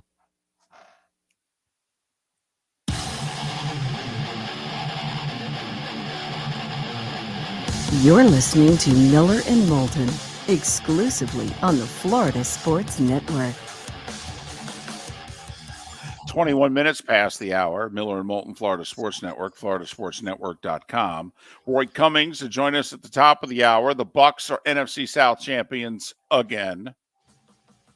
What a ho-hum season it's been in Tampa, too. Mo Eggar will join us from right where I am in Cincinnati. Bills Bengals tonight. How many of you have the energy for Bills Bengals after the football weekend we just had? How many of you need to take a Mark? Oh, there's a nap in order. Although it's tough because there's no school this week. I'm in charge. I know. Everybody else at home on the same duty. It's tough to fit in the nap. Should be back in school today as far as I'm concerned, but that's just me. Certainly tomorrow. I'm wondering how many people had the same dilemma that I had Saturday night. Uh-oh. My wife's best friend was in town. She usually brings her husband, but he didn't come for whatever reason. And let's be honest, I was fine with that because I don't want to have to make small talk for 2 football games in a row. No interest in that whatsoever. So they're talking, doing their thing. Right. Enjoying one another's company, having a great old time. But all of a sudden, 10 o'clock rolls around. And they want to rock in the new year. They want to watch Ryan Seacrest. That's right. Or whatever show it is that your wife wanted to watch. It's still called Dick Clark's Rockin' New Year's Eve. Damn right it is. Just saying, his production company still owns the show. And it's with Ryan Seacrest. He gets his name at the very bottom. He does. Right. It's nice because the guy at the top's dead. So by the time 10 o'clock came, they're ready to watch, where are we going to watch the ball drop? I said, I don't know where you're going to watch the ball drop because Georgia and Ohio State are, and this game's not going to end before. I'm going to tell you right now, this game's not ending before the ball drops. And fortunately, we have 2 TVs in our living room. So one TV got the other one. But the problem was the wife kept wanting volume. Right. Oh, who's that entertainer? What's that? They didn't even know who half these people were, but they still wanted to see them. I know for those of us of a certain age, and by certain age, basically it means 40s and above, you watch these New Year's Eve shows and you're like, who's that? And you don't want to have your kids around for it. Okay. But I damn near texted my daughter at 10 o'clock at one point because my wife was doing the same thing, Mark. That's the game. That's the game the 2 women at my house played, was right. If they knew who the person was on television. They did not do very well.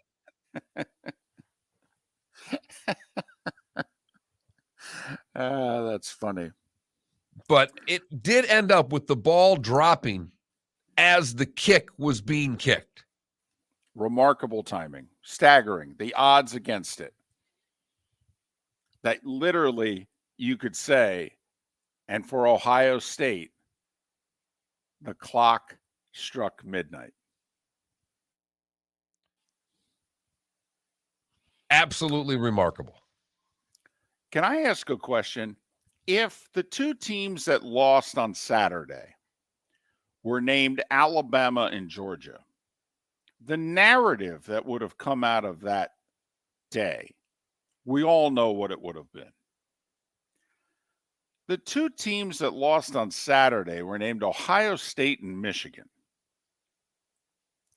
The Big Ten doesn't win many college football national championships, not nearly as many as you would think. In fact, in the last 50 years, they've won 3. 3. And I will say, there is no, at least I didn't see it, Big Ten narrative that came out of Saturday. And maybe it's because Ohio State represented so well and was such a valiant, in defeat, that people didn't just come off the top rope and go, well, Big Ten again, can't win the big one. But we said it on Friday, Mark. We don't know how many opportunities Michigan's going to have to play for a national championship better than the one they had this weekend. I mean, let's be honest. And I know we had Steve Dace on, and he said, guys, next year's team's going to be better. They're going to be preseason top 2, no worse than top 3. Going to be favored to win the Big Ten next year. Do this all over again, blah, blah, blah. Next year's team's actually the best team of this 3-year run.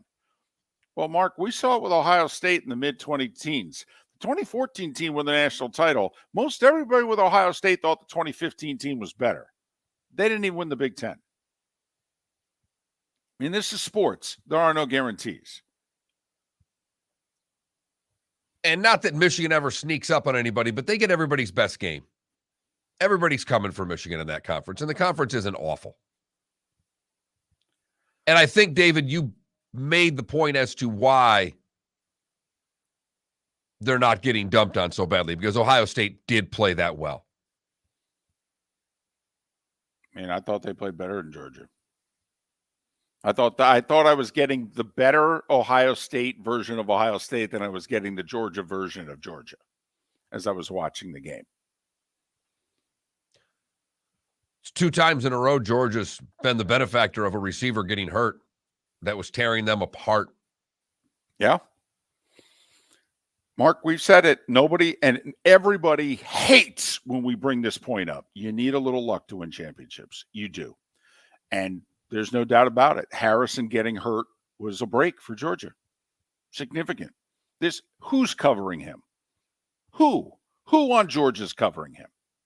No one. Ringo couldn't cover anybody the whole game. He had a rough night. There's nobody on the Falcons who can cover Harrison. Okay? Never mind on Georgia. I mean, come on. I mean, I was watching that game thinking the 2 best players in the country are on the field right here. The wide receiver for Ohio State and the defensive tackle for Georgia. I'm like, the quarterbacks are going to go 1 and 2. But I could argue the 2 best players in the country are on this field here. But just a huge opportunity for Michigan. Are you sure? Are you sure you're going to play for a national title next year? You sure you're going to have a semifinal opponent you're a 7.5-point favorite against? I mean, after seeing the game and as terrifically as TCU played, Michigan and TCU played 10 times. TCU's already up 1-0. How many times does Michigan win? 8? They gave up 2 pick sixes and didn't score twice inside the 2. They lost by 6. Those 2 teams played 10 times. Michigan's winning 8. But when it counted, they lost. Miller and Moulton, time now for our Clutch Vodka play of the day. Felipe, what do you have? There was nothing better than that game. I mean, Ohio State, Georgia. First off, Stetson Bennett clutch touchdown to take the lead with less than a minute left. 10, snap it back to Bennett. He looks in the end zone, throws it for the back corner. Caught! Touchdown! Touchdown! A.D. Mitchell! Back left corner! Touchdown! The Dogs have tied it! And then the infamous kick. Snap, hold, kick. No! Good! No! Good! He missed it! Left! The bench explodes! It's midnight! Happy New Year! 3 seconds left! That's Scott Howard from the Bulldogs Network on both of those calls. No good. Oh, boy. That's our Clutch Vodka play of the day. Remember, we'll be at the Bayfront in Naples this week for a watch party on the final NFL season. So come down and say hi, drink some Clutch Vodka at the Bayfront in Naples for our little Clutch Vodka watch party this Sunday. Miller and Moulton. Tremendous football weekend. Still so much to play for on both sides. We've got a natty with TCU and Georgia, and we've got all kinds of week 18 action that will determine who goes to the playoffs as the Bucs go back-to-back with division titles and the Dolphins holding on for their lives as the Jags will play for their division title as well on Saturday night. Miller and Moulton, thanks for listening. Don't miss the Miami Dolphins watch party every Sunday at the Seaside Bar and Grill in Bonita Springs. Presented by Clutch Vodka, The Seaside will be serving Clutch Vodka drinks, including the awesome Bloody Mary bar at the Seaside. If you can't be at Hard Rock Stadium, come have fun at the best place in town to watch the Dolphins and enjoy the best, clean, crisp, smoothest vodka. That's Clutch with a K. Miami Dolphins parties every week at the Seaside Bar and Grill on Old 41 in Bonita Springs, powered by Clutch Vodka. David Moulton for Napa Auto Parts, and Napa Filters. Insist on Napa filters for your vehicles, or if you're a do-it-yourselfer, only buy Napa filters. Napa has a filter for almost anything on earth that moves, whether it's motorcycles, foreign and domestic cars, vans, SUVs, earth-moving equipment. You get the idea. Napa Auto Parts, Napa filters. Insist on them for your vehicles, or if you're do-it-yourselfer, only buy Napa filters. Miller and Moulton here for the Clutch Vodka Play of the Day. Mark, remember Nick Charles, Fred Hickman, the CNN Play of the Day? Yeah, CNN did a nightly sports show. That was a while ago. Yes, it was. Just work with me. Everyone liked the pod, the Play of the Day. So how about we have the Clutch Vodka Play of the Day? Sounds good. Fun. Smooth. Like Clutch Vodka. Listen weekday mornings for the Clutch Vodka Play of the Day. That's Clutch with a K. Mark Miller for SWFL Golf Carts, or online, flgolfcarts.com. If you're looking for a golf cart, an e-bike, or an e-motorcycle, go visit Alex and the gang at SWFL Golf Carts. flgolfcarts.com online. Check out their whole inventory. If you're looking for a custom cart, they can take care of you. 2-seater, 4-seater, 6-seater, they've got you covered.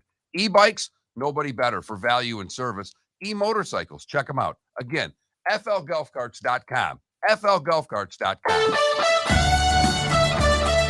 You were listening to Miller and Moulton on the Florida Sports Network.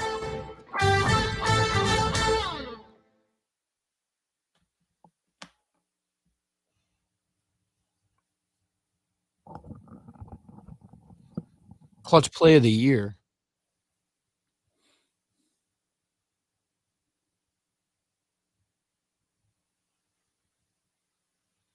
There was a Tyler Hero buzzard beater, and I chose that. No, I'm just kidding.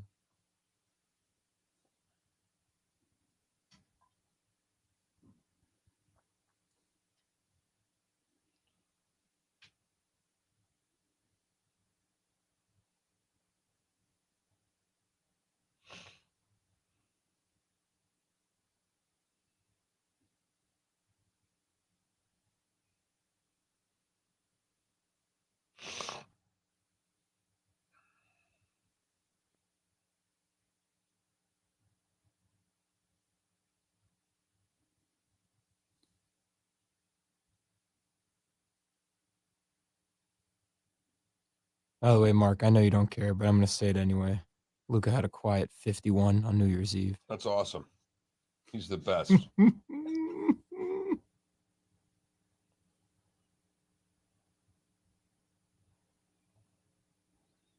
Might be my least favorite athlete on the planet right now. I don't understand why.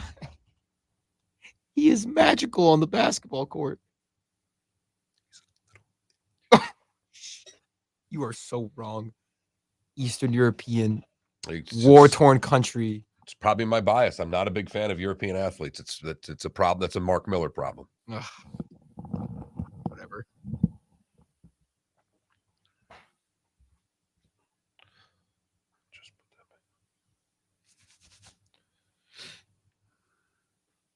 Yep. No. You didn't have to explain that, bots, but I appreciate you doing it. It's exactly right.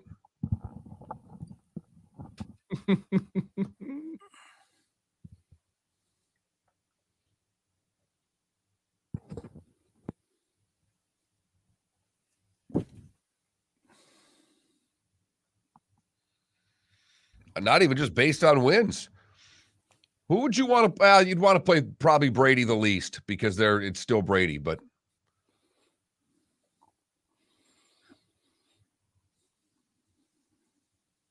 Jags will figure out a way to blow this on Saturday night.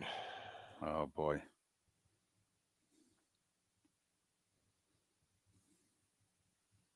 So again, a win and they're in. That's all they Correct. need. A tie and they're in. Wow.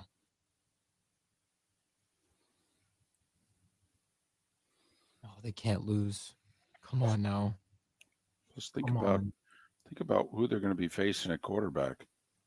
I mean, I don't even think it's physically possible for Tannehill to play. So you're looking at Malik Willis or Joshua Dobbs. That's tough. It would be a Colts of last year if they lost. No, yeah. Well, the Jags yeah. were good, kind of, at the end. Well, it's what they're facing. So yeah, it would be Colts-esque. Right.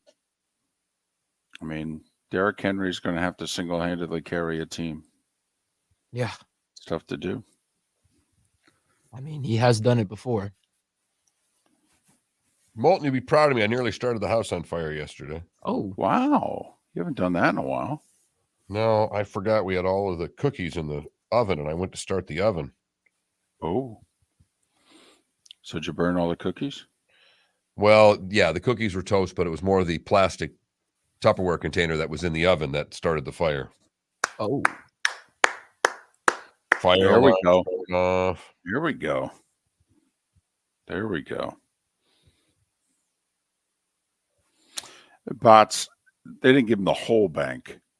They just paid him, the going rate for a starting quarterback. Now, it's a little too much, but,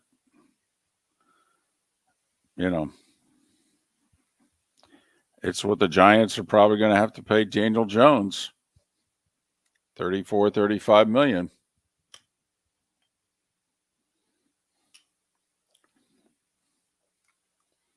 $15 seconds.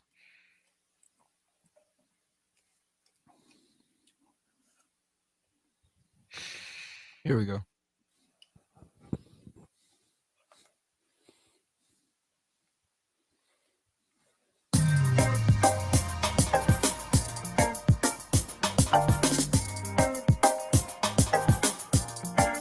Welcome back to Miller and Moulton, only on the Florida Sports Network.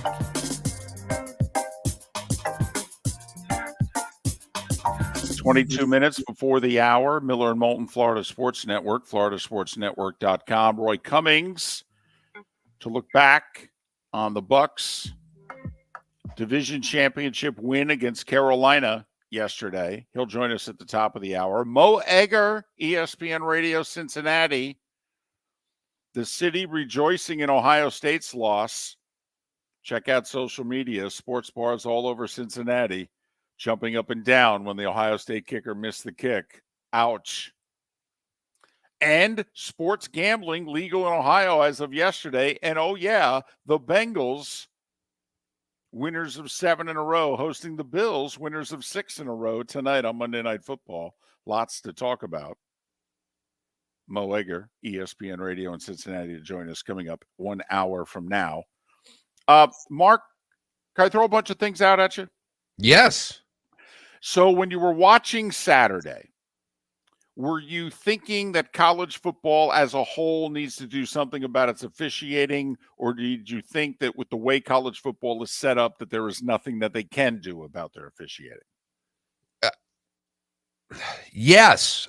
I mean, I definitely thought that this was such a bad look, particularly in the Michigan game, that the refereeing was not good, and then the booth was worse, which seems hard to do. But at the end of the day, without a commissioner in the sport, with every conference having its own officials, I don't know how they fix it, David. I don't know, I know you love to sit there while games are going on and actually fix them more than I do. What fix is there that you can do quickly without changing how the sport is made up, if you know what I mean? Well, once again, college football would have to do it the way the NFL does. They would have to centralize officiating. But with the way that the leagues are set up, the SEC has their officials, the Big Ten has their officials, etc. We criticize in the NFL when they break crews up and they go to all-star crews in the playoffs. We oftentimes go, no, you should just rate units as a whole, and the best unit should get the game, kind of like broadcasters. They don't send the best play-by-play and the best analyst. You have a team. You decide which team is going to do the game. So, Mark, without a centralizing powerful force in college sports, I don't think we'll ever have centralized officiating. But The other thing, let's face it, we're kind of into conspiracy theories as a nation, and we are as sports fans because we're even more superstitious. When you have the SEC crews doing this game, well, they don't want Michigan. Okay, they want TCU in the championship game. You get stuff like that people are thinking. And there's, no way to combat that except to go, you're out of your mind. Really? Did you see that overturned call? Well, yeah, actually I did. And, well, that's indefensible. Yeah, it's because it was Michigan. Okay. But that's the problem. What crew's doing this game? SEC. SEC? Let me think about it. Michigan fan hates Ohio State. They hate first. They hate the SEC second. Who just jobbed them in a national semifinal? SEC officials. Right. And that leads right up to the beginning of the next game, which you're already got conspiracy in your head. And the official, hey, we're a Pac-12 crew today, Captain so-and-so. I don't give a damn where you're from. Why are you telling me?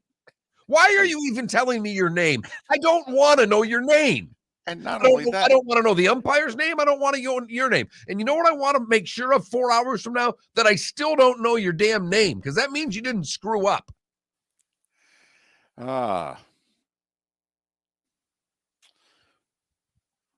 So I didn't think it was a good day for college football officiating, but with the power structure the way it is, I don't see how it's going to get changed. And by the way, the officials did not cost Michigan the game.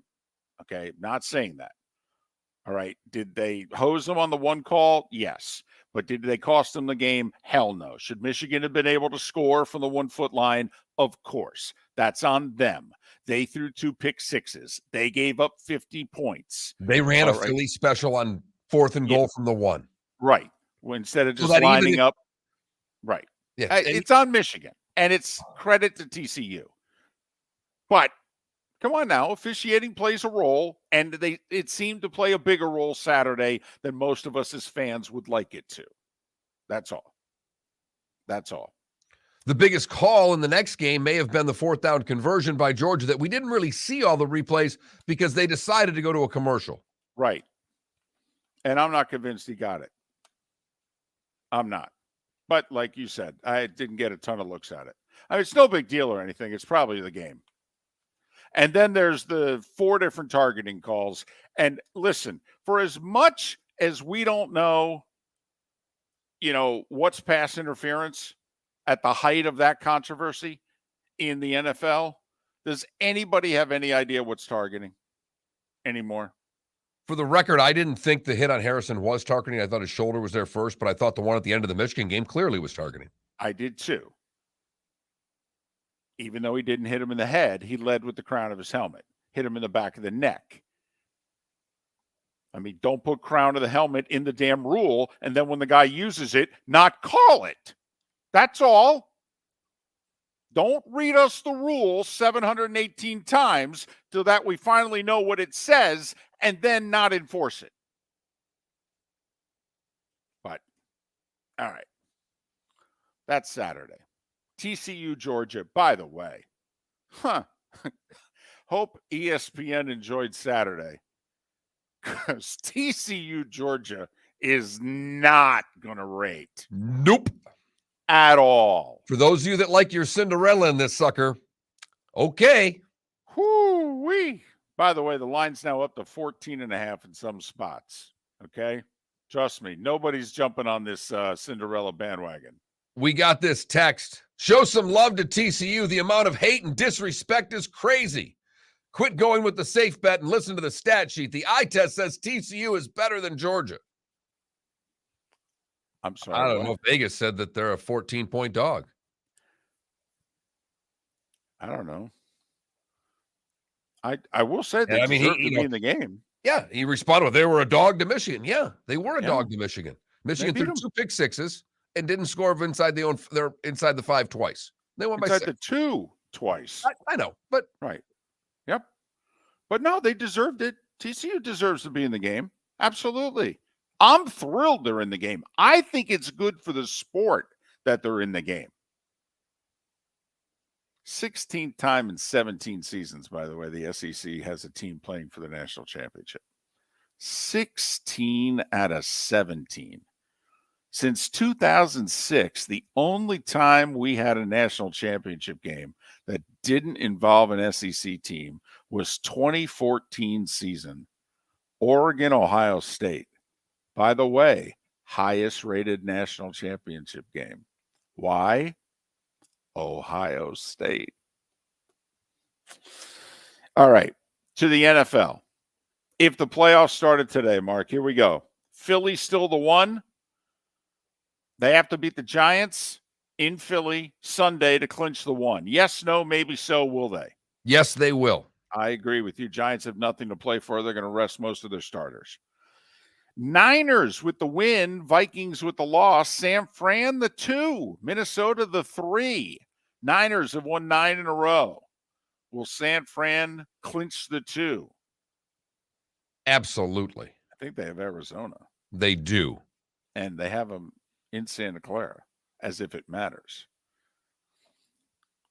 Vikings then would be the 3. They would face the Giants in a rematch of the game just, a little over a week ago, in which the guy had hit a 61-yarder at the gun to win it.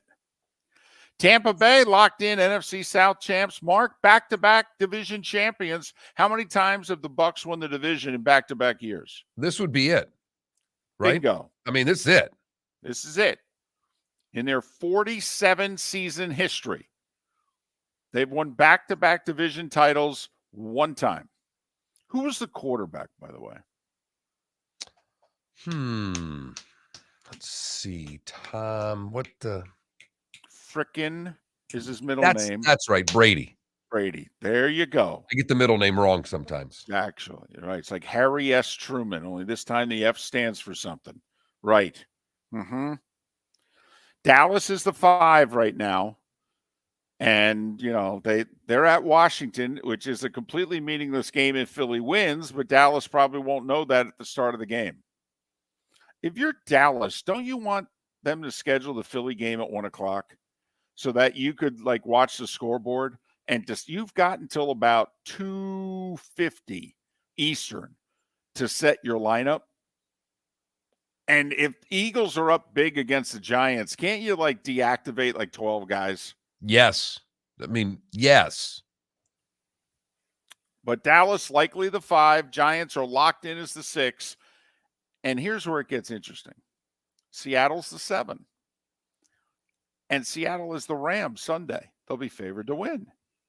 And if they win, well, they're not guaranteed a playoff spot. If they win, they need the Lions to win. And a Seattle win would eliminate the Lions. Yet they then need Detroit to win at Lambeau. So here's what you need to know. Green Bay wins, they're in. Doesn't matter what Seattle does. Packers win, they're in. All right. It's crazy in the AFC. Buffalo's the 1. KC's the 2. Cincy's the 3. Cincy with a win tonight clinches the North. By the way, back-to-back division titles for the Bengals. They haven't done that very often. They won the division last year? They did 10-7, didn't they?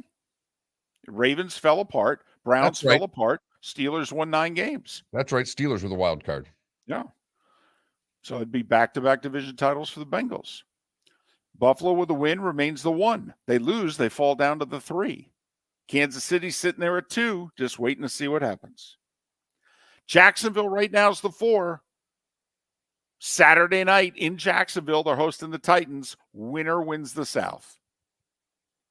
For what it's worth, if the game ends in a tie, Jacksonville wins the division.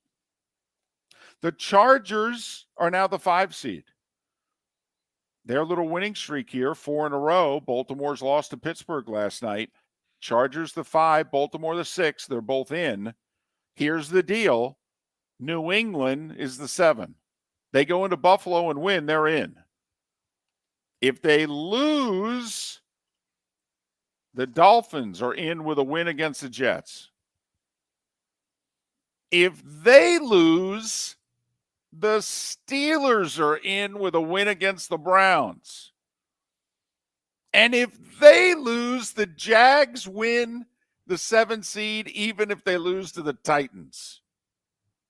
Huh?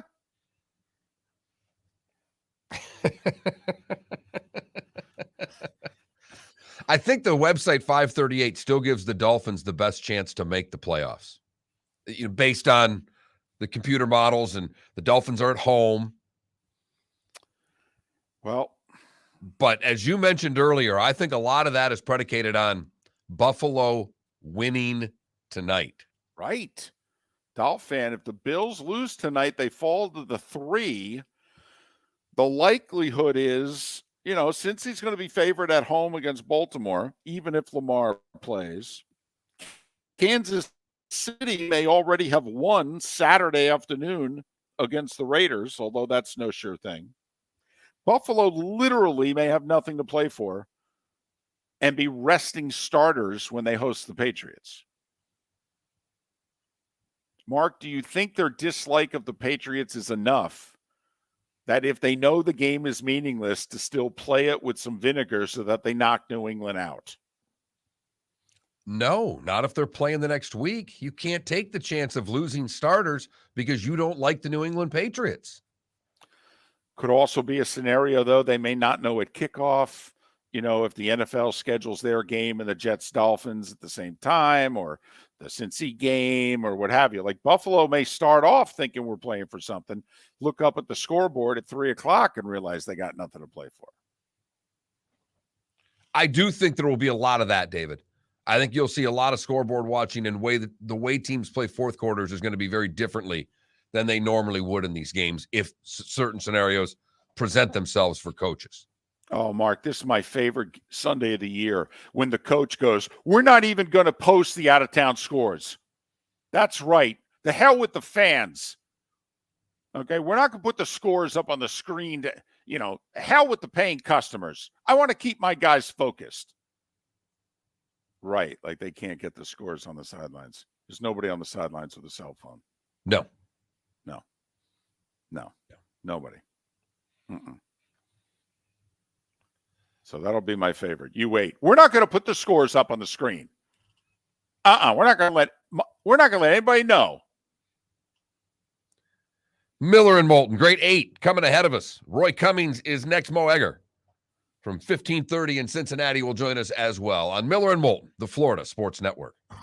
Don't miss the Miami Dolphins watch party every Sunday at the Seaside Bar and Grill in Bonita Springs. Presented by Clutch Vodka. The Seaside will be serving Clutch Vodka drinks, including the awesome Bloody Mary bar at the Seaside. If you can't be at Hard Rock Stadium, come have fun at the best place in town to watch the Dolphins and enjoy the best, clean, crisp, smoothest vodka. That's Clutch with a K. Miami Dolphins parties every week at the Seaside Bar and Grill on Old 41 in Bonita Springs. Powered by Clutch Vodka. David Moulton for Napa Auto Parts, and Napa Filters. Insist on Napa filters for your vehicles, or if you're a do-it-yourselfer, only buy Napa filters. Napa has a filter for almost anything on earth that moves, whether it's motorcycles, foreign and domestic cars, vans, SUVs, earth-moving equipment. You get the idea. Napa Auto Parts, Napa filters. Insist on them for your vehicles, or if you're a do-it-yourselfer, only buy Napa filters. Mark Miller for SWFL Golf Carts, or online, flgolfcarts.com. If you're looking for a golf cart, an e-bike, or an e-motorcycle, go visit Alex and the gang at SWFL Golf Carts. flgolfcarts.com online. Check out their whole inventory. If you're looking for a custom cart, they can take care of you. 2-seater, 4-seater, 6-seater, they've got you covered. E-bikes, nobody better for value and service. E-motorcycles, check them out. Again, flgolfcarts.com. flgolfcarts.com. Miller and Moulton here for the Clutch Vodka Play of the Day. Mark, remember Nick Charles, Fred Hickman, the CNN Play of the Day? Yeah, CNN did a nightly sports show. That was a while ago. Yes, it was. Just work with me. Everyone liked the pod, the Play of the Day. So how about we have the Clutch Vodka Play of the Day? Sounds good. Fun. Smooth. Like Clutch Vodka. Listen weekday mornings for the Clutch Vodka Play of the Day. That's Clutch with a K. Ladies and gentlemen, Yeah. Hi. Excuse me. Hey, the line starts back here. Ma'am, if your party's not here, you're going to have to go around and get it. If you had the opportunity to avoid all this Wouldn't you? Salt Live is the official transportation provider of the Miller and Moulton Morning Show, making your trip to and from the airport seamless and stress-free. Salt Live is supported with the help of local partners like the Bayfront Inn. Gather your family and friends and enjoy a leisurely day on the water with a pontoon or deck boat. If you prefer to explore the waterways without a motor, the Bayfront has canoes, standboards, and kayaks. At the end of your journey, enjoy lunch or dinner at the Bamboo Tropical Bar and Grill. The Bayfront Inn, something for everyone on 5th Avenue in downtown Naples. BayfrontInNaples.com. When you need a ride, book with Salt Live Transportation, 308-8686, or book on saltlivetransportation.com.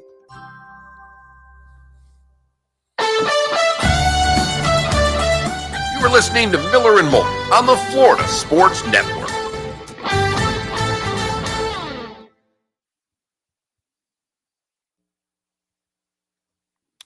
Listen, I understand everybody can't listen and watch all the time, but we talked about it a couple of times last week.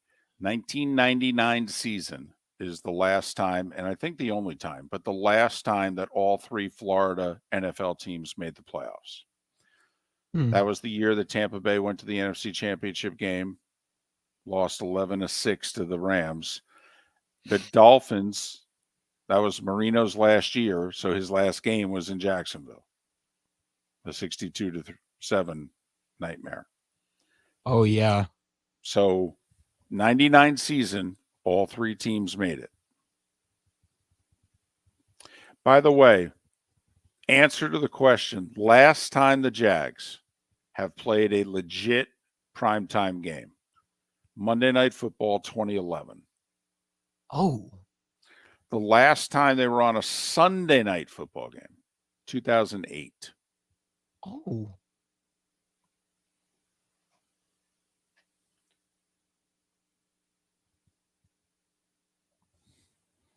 So there you go. Here's the bad part, Paula. The Lions, even if they win, aren't going to make the playoffs.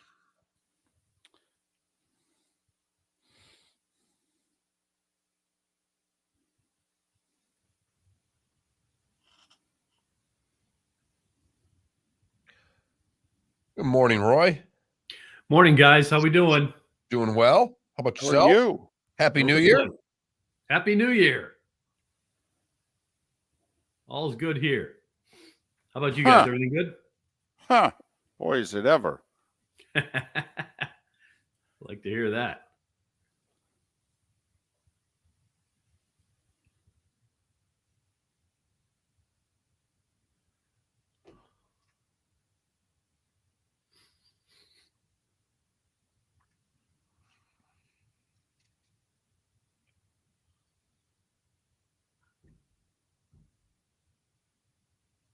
Roy, did you have the Ohio State Georgia game on at midnight? I did actually. Yes, I was. I think I missed the ball drop because they coincided with one another. You did. Uh-huh. I watched a different kind of ball drop. Right. Drop just short or wide left. Yeah, way off. Way off. Yeah. But how about TCU? I think they can give Georgia a game. Well, then take the points because they are plenty. Yeah, I know. It's a scoring machine. I think Harbaugh said that about them. He wasn't wrong.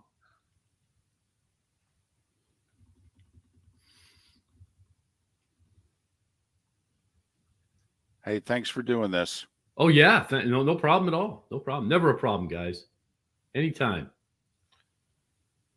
When I say that, I mean it. You know, you never say that to a show like this. You know that, don't you? I say it to you guys all the time. Or I used to when we did the radio. We're just you guys, you know that. We're just low class enough that, you know, we take you up on that offer. The Dan Patrick show wouldn't. Miller and Moulton. I'm right there with you, gentlemen. 15 seconds.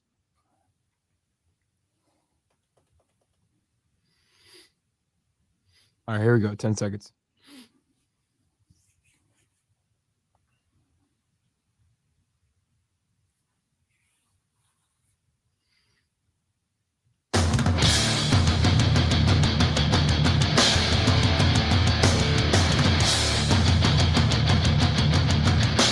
You are listening to Miller and Moulton, exclusively on the Florida Sports Network.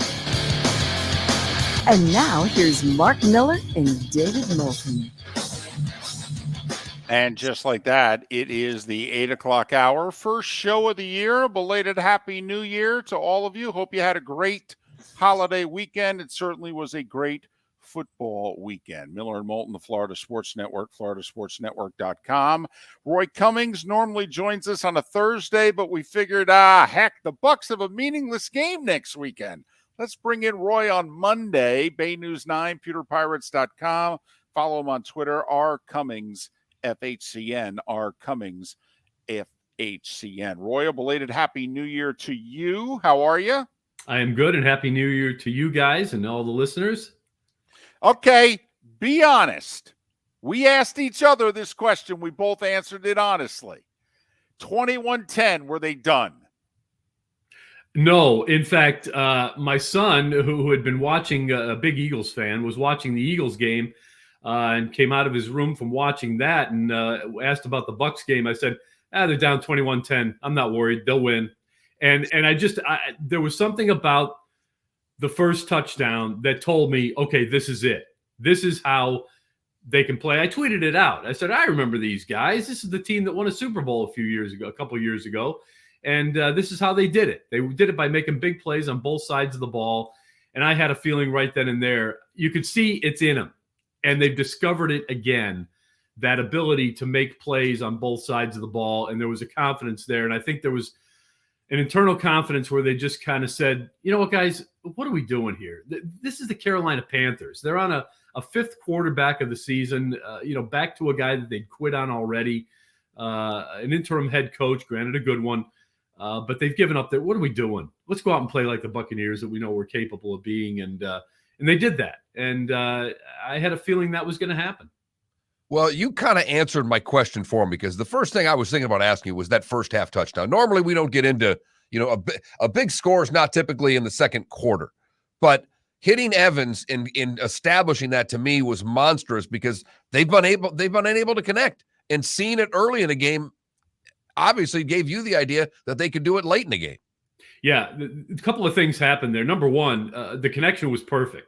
And we haven't seen that between Tom Brady and Mike Evans in a couple of years, probably. That was number one. Number two was what allowed that to happen, the protection. It didn't really get mentioned in the game until late, but the protection that Tom Brady had yesterday was unreal compared to what he's had throughout the course of the season.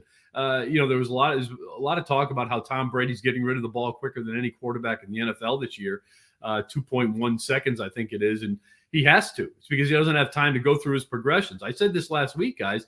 If he is given time to go through the progressions and look through all the options, all 4 or 5 options, depending on the play, he's going to start looking like a much better quarterback, and the Bucs are going to start looking like a much better team.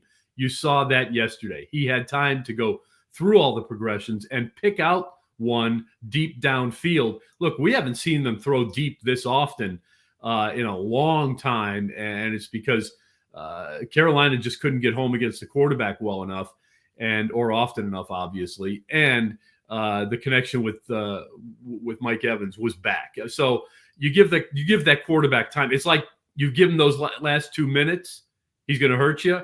You give him 3 seconds in the pocket, he's going to hurt you.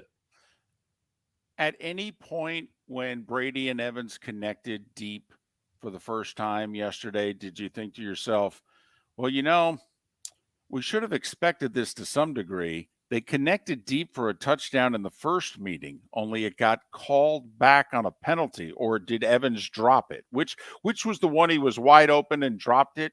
Was that it against Carolina? Yeah, absolutely. And so it seems as if they kind of went back to the play, and Brady looked at him and said, Mike, catch it this time.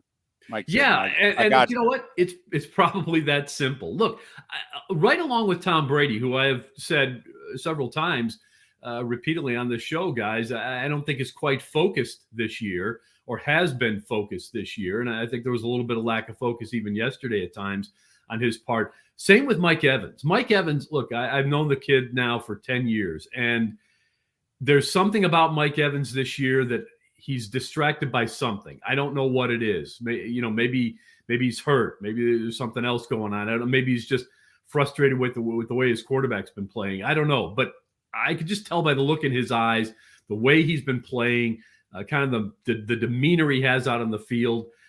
Something's not quite right with him. That was different yesterday. Yesterday, he was focused, and it showed up in his play because he hasn't played the best season of his career. He'll tell you that. He hasn't run routes well. He hasn't run with discipline. He hasn't caught the ball. He's let little things distract him and bother him and carry on into the next play, which you can't do. You got to have a short memory in this game. He's had a long memory in this game, unfortunately, this year. And yesterday, he seemed to put all that aside, as did Tom Brady, and they went out and won a football game. As you mentioned earlier, Roy, Tom Brady had more time to throw the football on a lot of occasions than I remember. Was this an offensive line that played better? Was this a bad Carolina defensive line? What gave him the opportunity to stand back there for a few seconds and make these plays? Yeah, you got to give the offensive line some credit. They stood up, and they haven't done it a lot. And my guess is there was, I got to look a little closer at the tape to see if there was some kind of a scheme in there, or if they kept the tight end in more or whatever. But the biggest thing I think was that Carolina didn't spend enough time trying to attack Tom Brady up the middle. That double A gap blitz is something that the Bucs are going to struggle with. Even if Ryan Jensen's back, but because every team's going to struggle with it. But with their guards, especially, and the current center they have, they're going to really struggle with that. And when you saw that they tried that, they got to Tom Brady, but they were kept trying to come out from the edge, and you're not going to do it that way all the time. Especially, I mean, there was one overload, and you can see that Donovan Smith held up very well yesterday. I think one of his better games as well. So I thought that the Bucs O-line was a lot better. But I also think the scheme was lacking a little bit. Look, you can't just keep running the same thing all the time. I'm not saying running those double A gap blitzes repeatedly was going to get him home, but you would have got to him a little bit more often. They did run it at times, and it worked.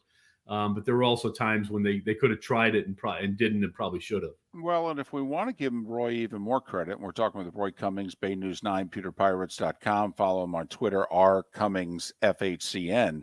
Bucs played from behind damn near the whole game. So here was Carolina with the lead. You figure you have a better chance to get pressure on the passer, a team that has the worst running game in the league to begin with, and now they're playing from behind, and yet Brady had the most time we think he's had all year. I mean, maybe that's where the game ball. Brady and Evans probably got the game balls. Maybe the game balls should have gone to the wall.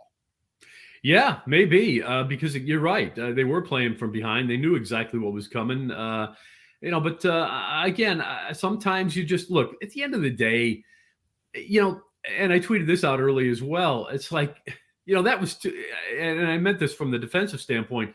Carolina goes down and scores easily on the first possession. And I tweeted out, that's too easy. The Carolina is not that good. And I kind of felt the same way about their defense. They're not that good. And I think the Bucs finally kind of looked in the mirror a little bit and said, hey, who's the Super Bowl champion here? We're not that much different than we were 2 years ago. Okay, Gronk's not here, a couple other guys, but at the end of the day, we're a better football team than this. And attitude is a big part of it. Confidence is a big part of it. I don't think the Bucs have played with confidence a lot, but I think they've developed a confidence over the last few games here where they're down repeatedly, they're down all game, and then all of a sudden at the end they come back. And I think they probably felt like this time around, hey, let's not wait until there's 2.5 minutes left in the game to win this thing. Let's go out and win it in the third quarter. We can do that. Even if we are behind, we can do that. So let's go out and be who we are and who we're capable of. And guys, moving forward, this is why Dallas, watch out, boys, because this team is the team that you may not want to face in the playoffs. I don't think they're as weak as the schedule suggests or the record suggests. Did they run enough up tempo for you, Roy? I still could have used a lot more in my book. But yeah, I could have used more because, again, I still think it's their best option. And I don't really know why Byron Leftwich avoids it. I don't think it's got to be a trick that you just pull out, in desperation mode. I think you can use it as a weapon. I believe that. As I said last week, guys, I'd love to see them come out in up tempo. I'd love to see them come out in no huddle. Run your first series or two in it. Take a commanding lead and then put the other team back on its heels. Maybe they'll do that in the playoffs. I don't know, but it's a weapon. if you were Todd Bowles, how would you approach the regular season finale? You know, we all know the two scenarios. You say, hey, the playoffs have already started. You play everybody. You try to make it a 3-game winning streak, a winning record going into hosting most likely Dallas in a playoff game. You also could go, listen, we have so many damn injuries. I'm resting everybody, even Brady, and he's going to throw a fit, but I don't know what to tell you, Tom. You can hand off on the first snap and then you're out of there. I mean, if you're Todd Bowles, you know, what do you do?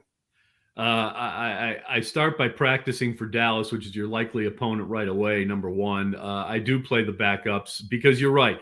This team lacks depth. You've got to have your best players available to you. I'd rest anyone who's got any bump or bruise that's slowing them down in any way. Let the kids play more often. Give the backup quarterback a game. You know, maybe give Brady, I don't know, maybe give him a series or two just to, you know, stay fresh.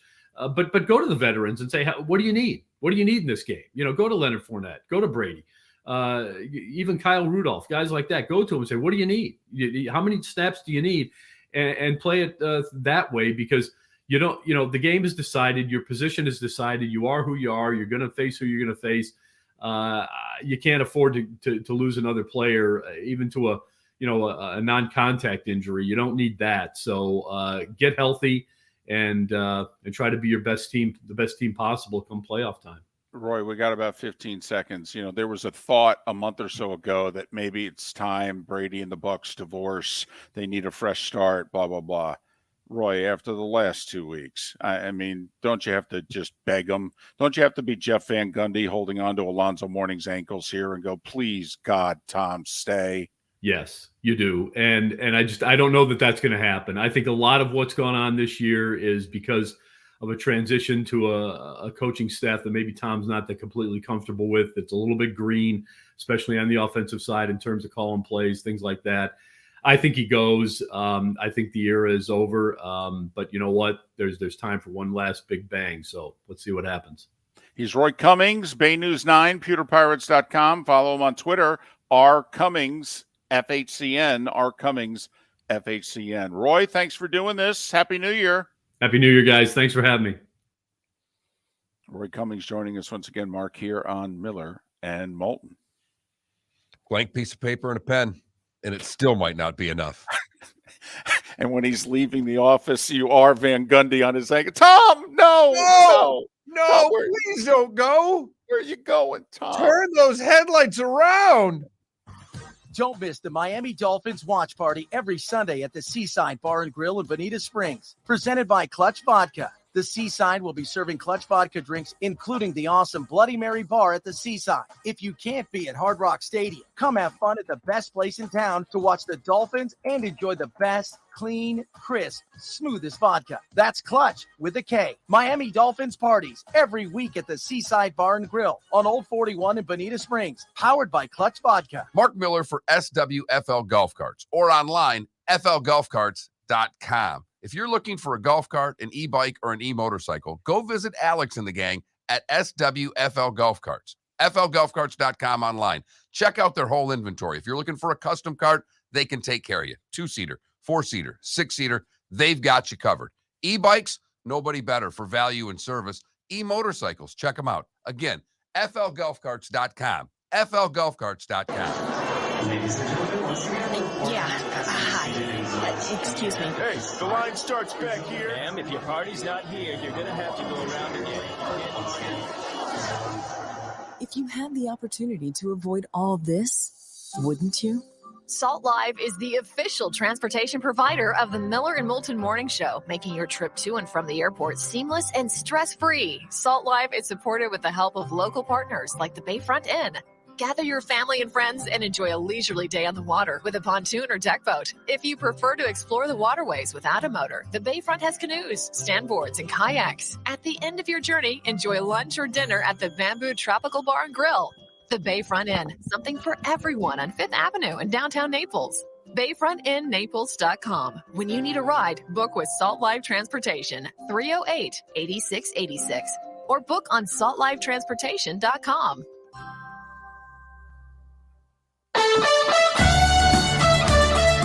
You are You're listening to Miller and Moulton on the Florida Sports Network.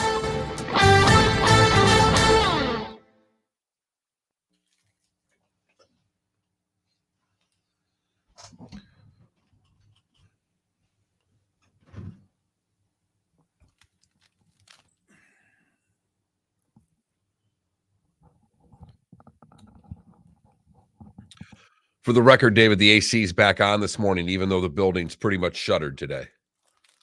Unbelievable. For those talking about like draft position and what have you, remember Houston has a tie. So there can't be a tie for the first overall pick. No, I've actually got Tankathon up right now. I was actually thought we might go over what happened, Right. have a little fun because Philadelphia's just killing themselves right now. Well, that loss. That's what I mean. Golly. Not only don't clinch the one, but that cost you valuable draft position there. I mean, the Texans took it on the chin yesterday with Cleveland winning.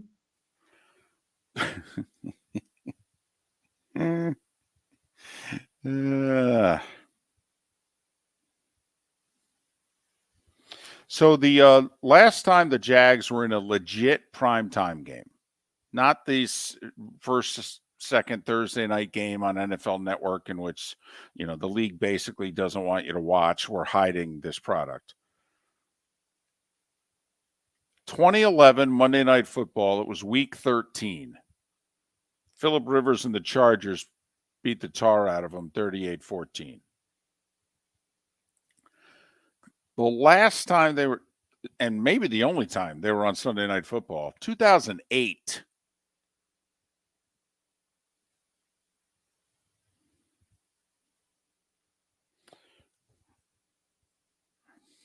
Adam, they did, but I mean, there are calls like that in every game. In fact, the matter was that Philly was struggling with a 6-9 Saints team. That's on them. Hey, I thought there was a phantom holding call they called on Carolina on that punt return when the guy basically grabbed the face mask of the Carolina player, doesn't get called. So, I mean, there's, to David's point, that's an every game occurrence.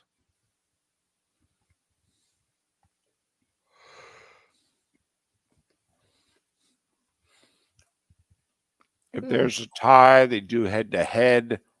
Then I think they do common opponents, the winning percentage of the teams that you faced. I think coin flip. I think it's like record, and then it's the strength of schedule. I do think is the next one, David. That's how Tankathon's got it. That's my go-to on this. Coin flips like I think the fourth tiebreaker for draft position.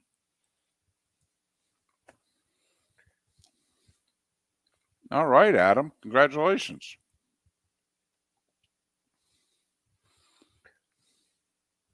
How many people played Daniel Jones in their fantasy championship game? Unbelievable.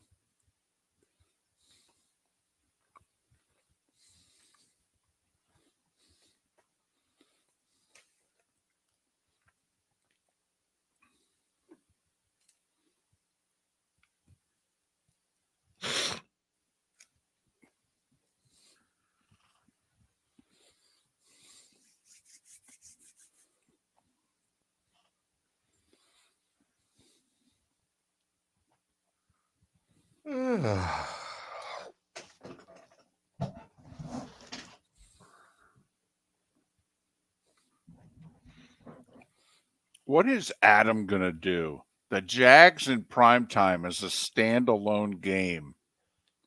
Adam's going to be there, aren't you? Barkley was a dud. 30 seconds. He was on my DraftKings team.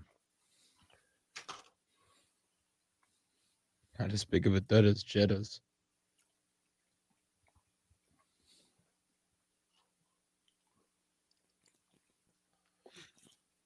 The Vikings are frauds.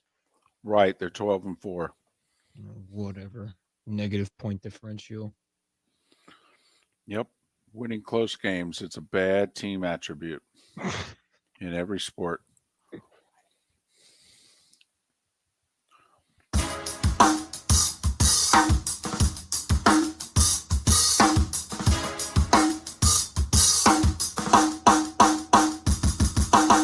Welcome back to Miller and Moulton, only on the Florida Sports Network.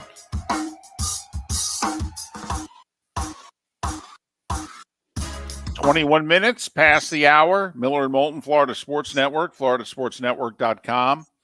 I'm in Cincinnati. Bills Bengals tonight.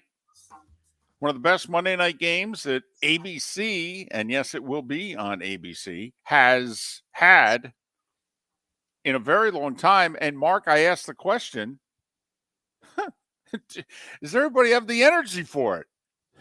It was a tremendous football weekend. Does everybody need to take a nap today? Bills Bengals 12-4, you're 12-3, 11-4. This is pretty good. Anybody? Bueller? Getting an hour during gymnastics today. Okay. Drop the daughter off. I'm just going to say, honey, I'll be in the car. Just come out, wake me up when you're done. Ah, the sleeping parent in the car routine. I love it. Love it. I'd have your back. If I was there, I'd take one for the team. I'd go in. Okay. In fact, I may even, take her, with my kid and drop her off and say, hey, I'll stay home, take the nap. Bills Bengals tonight. And it's also, monster. And let's be honest, there's a good chance this game goes to 11:30. I mean, this is, a lot of games you could turn off at half and what have you. With these two quarterbacks, you're not turning this game off. It's a virtual pick 'em. Bengals are actually a 1-point dog at home. Buffalo right now is the 1 seed. Cincinnati can win the division for a second straight year with the win and improve their playoff positioning and all that good stuff. So Monday Night Football. Do you think the wrong team's favored, by the way? You think this is a pick 'em all day long? I mean, Cincinnati's been really good football. I do, actually. I mean, let's be honest. Can you tell me who's going to have the ball last? I mean, doesn't this feel like with whether it's 90 seconds, 3 minutes, whatever quarterback has the ball last, that team's going to win? I mean, doesn't it feel like one of those games? Certainly with the quarterbacks, there's no reason to argue that type of statement. I just think the way the Bills, but I'm curious. The Bills defense has not been great without Von Miller. I like the Bengals in this game tonight. A lot of people do. The irony, Kansas City, who has lost to both Buffalo and Cincinnati. Yet if Cincinnati wins tonight, Kansas City moves into the 1 seed position. Cincy would then leapfrog Buffalo and be the 2. The Bills could fall to the 3. Wow. And Mark, I asked this question. Does the MVP get decided tonight in primetime? We have college games in which we go, you know what? I think the Heisman Trophy just got handed out last night. Are we going to come on the air tomorrow and say, I think so-and-so just won the MVP? Boy, I'll tell you, it could be done in a few different scenarios. I mean, obviously, if Burrow or Allen has the big game, that's one. But just as you talked about, if it is a great game and whichever quarterback has the ball last wins, that could be enough to get an MVP. I mean, if Allen and the Bills win, then in theory, he is going to lead them to being the 1. Okay. If Burrow wins, he will have beaten both Mahomes and the Chiefs and Allen and the Bills. ... But if Jalen Hurts comes back and wins next week, and with the 2 weeks off, you could argue that Jalen Hurts is very deserving of the MVP based on how the Eagles have done the last 2 weeks. It's funny how that works, huh? It's like I think Lamar just missing 4 games has actually made more money. You could argue Tua's value went up yesterday by not playing. Or Brady's did, one or the other. Whichever quarterback's going to play in Miami. Right. All right, that's focusing on the good. There's the other side of the ledger. Oh. You mean the draft order? Yeah. Where Houston has the first overall pick at 213-1. Chicago, with their loss yesterday, is locked into the 2. Well, not necessarily. At this moment. Oh, okay, gotcha. Seattle will have the 3rd overall pick at this point They are, because Denver is currently tied with Arizona. Uh, It was a really good day for the Detroit Lions yesterday. Not only did they beat the Bears, but the Rams losing has the Rams now solely in the 6th spot. And that's Detroit's pick. right. The Eagles, bad day.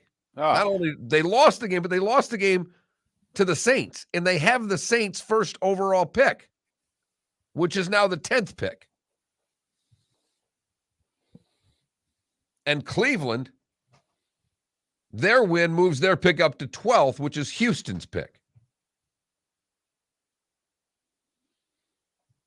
But Houston is playing Indianapolis this week, correct? Someone in theory has to win that game. These are two of the worst 5 teams in the league. Mark, is it possible the Houston Texans win to give the Chicago Bears the number 1 pick of the draft? I think it's entirely possible. That would also give the Pittsburgh Steelers the 32nd pick in the draft, because then they sent Claypool at the deadline to the Bears for their 2nd-round pick. And with Miami having forfeited their 1st-round pick for the tampering in the offseason, there are only 31 first-round picks this year. Which then also will begin the, hey, are we married to Justin Fields? Or are we going to draft C.J. Stroud or Bryce Young? Are we going to draft one Ohio State quarterback to compete and trump the other? Remember, this regime had nothing to do with drafting Justin Fields. Now, I would also argue this regime has done nothing, and I mean nothing, to help Justin Fields. But then again, the one that drafted him didn't either. Mark, remember when John Mara, owner of the Giants, said last offseason, we have done everything possible to screw this kid up. And the kid was Daniel Jones. He said, I'm at least going to bring in a competent coach and give the kid a chance. Couldn't the Bears ownership say the same thing about Justin Fields? Well, let me just ask you some simple questions. Is their line a bottom 3rd offensive line in the league? Yes. Are their weapons a bottom 3rd Yes. in the league? In fact, both you could say bottom 1/4. I'd say bottom 5. Right. In fact, I'd say bottom 3. And just to make matters worse this year, and then they're trying to build for the future, but they traded their 2 best defensive players. It doesn't make life any easier trying to get off the field. And they're playing in a division, Mark, in which the other 3 teams are all 500 or above. Now, it's not going to finish that way, obviously, because the Lions and the Packers are playing each other, but you get the idea. Yeah. But it will be fascinating. Bears right now picking no worse than 2nd, could be picking 1st. And are you really married to Fields? Hey, as Matt Canada said on our show late last week, are the Bears really married to Eberflus? Mark, we did their last win. When they went into New England and ran for nearly 300 yards and beat the Patriots, they were 3-4. What are they now? That's 3-13. Yeah, that was late October. We also did the Bengals' last loss. It was Halloween against the Browns. Yeah, there are reasons why if the Bengals aren't the one. A lot like the Bills a year ago, David. There are clear losses on their schedule that should not have been and could come and bite them in the end. But tonight, Cincinnati and Buffalo in what should be a really good Monday Night Football matchup. The one still on the line in both conferences. A lot yet to play for in the National Football League. Miller and Moulton. We will go to Cincinnati where David is next. Mo Eggar will join us to talk about the Bengals and the Bills. That's next on the Florida Sports Network.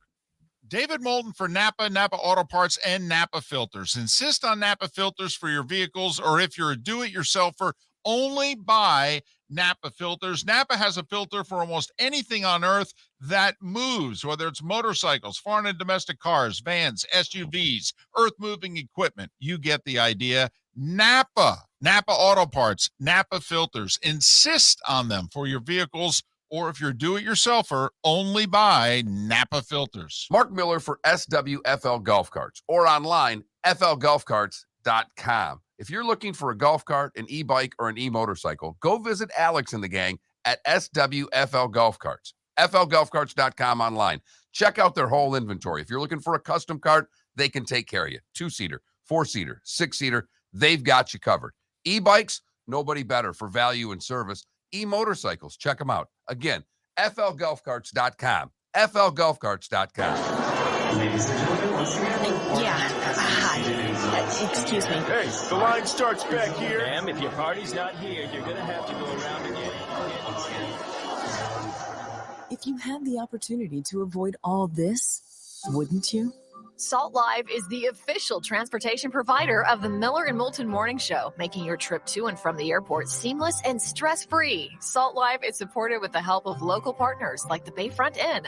Gather your family and friends and enjoy a leisurely day on the water with a pontoon or deck boat. If you prefer to explore the waterways without a motor, the Bayfront has canoes, standboards, and kayaks. At the end of your journey, enjoy lunch or dinner at the Bamboo Tropical Bar and Grill.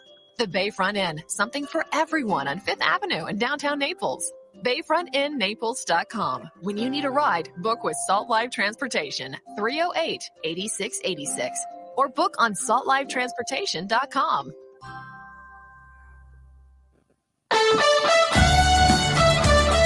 You were listening to Miller and Moulton on the Florida Sports Network.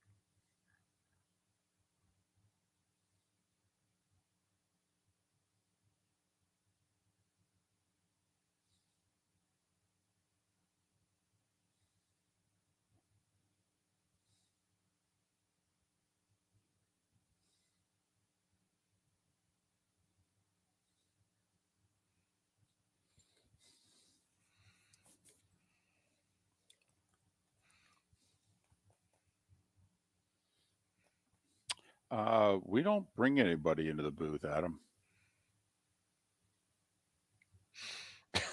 We have not brought anyone into the booth all year.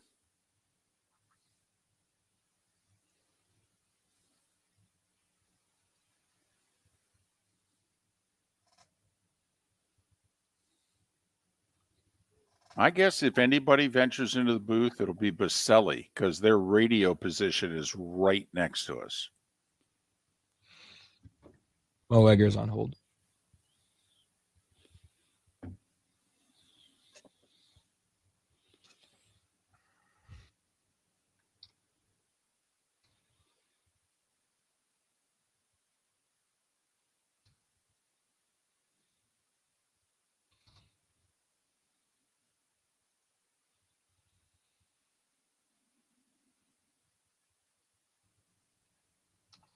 You have to be vigilant of this, how cold the temperature will be in that Jags game and whether or not the pool is open. Oh, it'll be open. Oh, yeah. That's what I'm thinking. Especially for prime time. Right now, the high on Saturday, 66. So it'll be upper 50s, but don't worry, the pool will be open. They'll serve enough alcohol.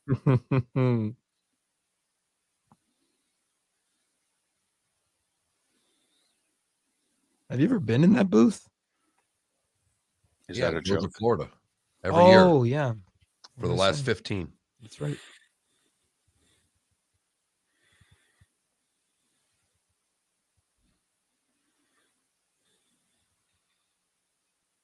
Hell, what booth hasn't David Moulton been to? Pittsburgh. It's this little thing called paying attention. I know these answers when you could ask me the questions because I actually listen. I knew that. I actually listen. Oh, but I knew that. But that was because I've asked that question before. Do 1 minute. Yeah, here we go. 30 No, seconds. no, no. He's With on your, the line. He's on. with your private chat there. Oh,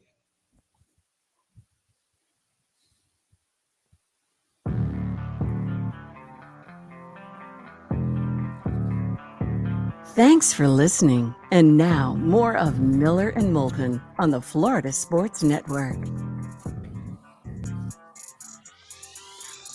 22 minutes before the hour. Miller and Moulton, Florida Sports Network, floridasportsnetwork.com. It has been a glorious last 72 hours of football, and it is a big exclamation point on it.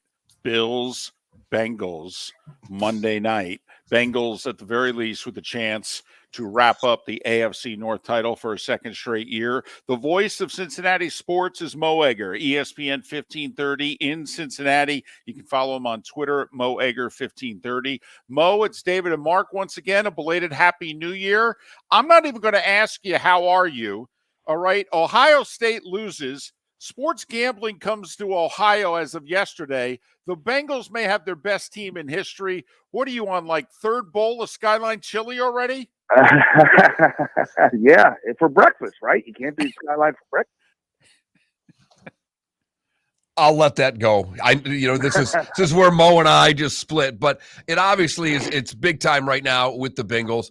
Just how is this year transformed? Because when they were 4-4 and things were not looking as good, was there any doubters? Or because it can happen quickly, but obviously right now they're playing as well as anybody in football. Yeah, I mean, look, they lose on Halloween night to the Browns, and they didn't just lose; they lost by 19 points. They had no points going into the fourth quarter. They played that game without Jamar Chase. You know, we didn't really know when he was going to come back. They lost their best cover corner that night, Chidobe Awuzie, for the season. Things were looking pretty bleak. If I would have said to you, the calendar is going to flip to 2023, and that Halloween night loss is going to be their most recent, you would have said you're out of your mind, and yet that's where they are.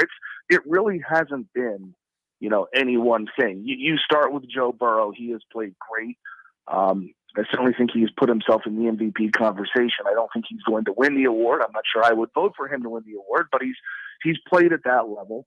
They've done a better job of keeping him upright. That Browns game, he was sacked 5 times. The next 5 games combined, he was sacked 5 times. I think more than anything, though, when their depth has been tested, whether it be in the secondary with an injury, whether it be with Jamar Chase missing time, they've lost their top 2 edge rushers for brief periods. When their depth has been tested, they've passed with flying colors. Now, their depth is going to be tested again tonight because for the first time all season long, they're not going to be able to start their 5 regular offensive linemen. which is pretty remarkable. Your first offensive line change happens week 17, but Lyle Collins got injured last week. They're probably going to play Isaiah Price or Isaiah Prince at right tackle tonight. So that's something they're going to have to work around. But that, to me, has been the thing here over these last 2 months. When they've dealt with an injury, somebody has stepped up. You combine that with, the relative health of the team on the offensive side of the ball and an MVP caliber quarterback, going to win a lot of games. Mo, we have a joke on this show, and it goes something along the lines of, it's really good to have a Joe Burrow. You know what you need? You need a Joe Burrow. And if this team had Kirk Cousins, it's not just the winning. This is a franchise that didn't have any confidence. Even the good players didn't necessarily play with confidence. Has this all come from him? Yes. I mean, look, I think to attribute their success of the last 2 seasons solely to Joe Burrow undermines the job the front office has done in building a really good roster. And it undermines the job that Lou Anarumo has done with that defense, which, if you go back to last year, they made the Super Bowl on the strength of defense and special teams. The offense was, sort of stuck in the mud during the postseason last year, not because of Joe Burrow, but because the offensive line was so bad. And so they've done a really good job building the roster. They've done a really good job adding depth. They've done a really good job hiring coaches. But sure, this is mostly, Joe Burrow. Look, I lived through the Andy Dalton era, right? So Andy Dalton goes to the playoffs 5 consecutive years. In 3 of those seasons, I think you could say the Bengals had a top maybe 3 or 4 roster. 2015 team was excellent. 2013 team was terrific. The 2014 team, maybe not quite as good. But what loomed over the entire year in each of those seasons was we just don't think they have an A-lister at quarterback. At some point, the deficiencies at QB are going to catch up to this team. And that happened. It happened in big games. It happened in playoff games. It happened in primetime games. That's no knock on Andy. He's had a really good long career. He won a lot of games here. But despite whatever else you might think about their team, and there were years where they had excellent 53-man rosters, you just didn't think the quarterback play was going to be good enough. And you knew the situation around Andy Dalton had to be perfect for him to thrive. With Joe Burrow, you don't feel that way. He's not going to be the reason why this team doesn't get back to the Super Bowl. He's not going to be what limits this team from achieving its potential. And when you have issues, maybe your defense on a given night doesn't show up, or you deal with injuries somewhere else, maybe even on the offensive side of the ball, you still got a quarterback who can overcome. You got a quarterback who can elevate, whereas with guys maybe like Kirk Cousins, and certainly what we had here with Andy, the roster has to elevate him. And that's, it's so much fun. I think if you ask most Bengals fans, that's what makes it so much fun right now. No matter what might transpire, no matter how good the other team might be, you've got that trump card. You've got that quarterback that you have faith in still being able to figure out a way to get it done. And we've seen that happen over the last 2 years. And certainly you can't take away, I mean, obviously it was there, but when Chase went out, it wasn't as much. With Chase back and the way this team runs the football now, I mean, they did overcome injuries. Mixon's back, Chase is back. I don't think enough can be said about the supporting cast because it's lethal. They're really hard to defend. I mean, you think about it. They played 4 games without Jamar Chase. They won 3 of them, in large part because T. Higgins, after that Browns game, went nuts, goes crazy, and played like a true number 1 wide receiver. They then had to spend some time playing without Tyler Boyd and T. Higgins. Suddenly, Trenton Irwin, who ever heard of him, is having multiple touchdown games. They lose their starting tight end, Hayden Hurst. Mitchell Wilcox has done a good job. They lost Joe Mixon for a couple of games. Samaje Perine stepped in and ran tougher and ran more effectively, frankly, than Joe was before his injury. They've continually have had guys step up on offense. And again, much of that starts with the QB, but they've built a really good roster. I mean, their talent at the skill spots is very, very enviable. They did a really good job in addressing the offensive line and free agency. The interior of that offensive line has gone from a major weakness to a certified strength. And, while they might not be just, teaming with stars on defense, there's no real major holes, or at least there wasn't until Awuzie got hurt. I think that's going to be interesting tonight to see how some of the younger guys in the secondary step up against Josh Allen and company. But they've done a really good job building depth and doing that around an A-list quarterback. He's Mo Eggar, ESPN 1530 in Cincinnati. Follow Mo on Twitter, Mo Eggar 1530. Normally moving up in seeding, potentially being the 1 seed, winning a division, all that sort of thing, usually that means an awful lot. But with a Joe Burrow and with the playoff run that you had last year with 2 road playoff wins, including an AFC title game in Kansas City, Mo, sure, it'd be nice to be the 1 or the 2. But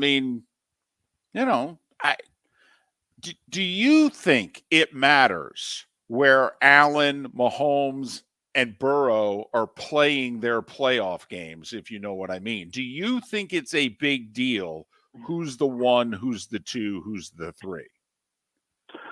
Well, it's not insignificant. Look, clearly the 1 has a decided advantage because they have to play 1 fewer game, and they're guaranteed to play all their games at home. And so, if you ask anybody, you have to win 2 games to get to the Super Bowl. You have to win 3. Give me the pathway that involves playing 2 games and playing them at home. Obviously, that's not a likelihood for the Bengals because they need Kansas City to lose next week and they have to win their final 2 games. But yeah, it's certainly something worth playing for.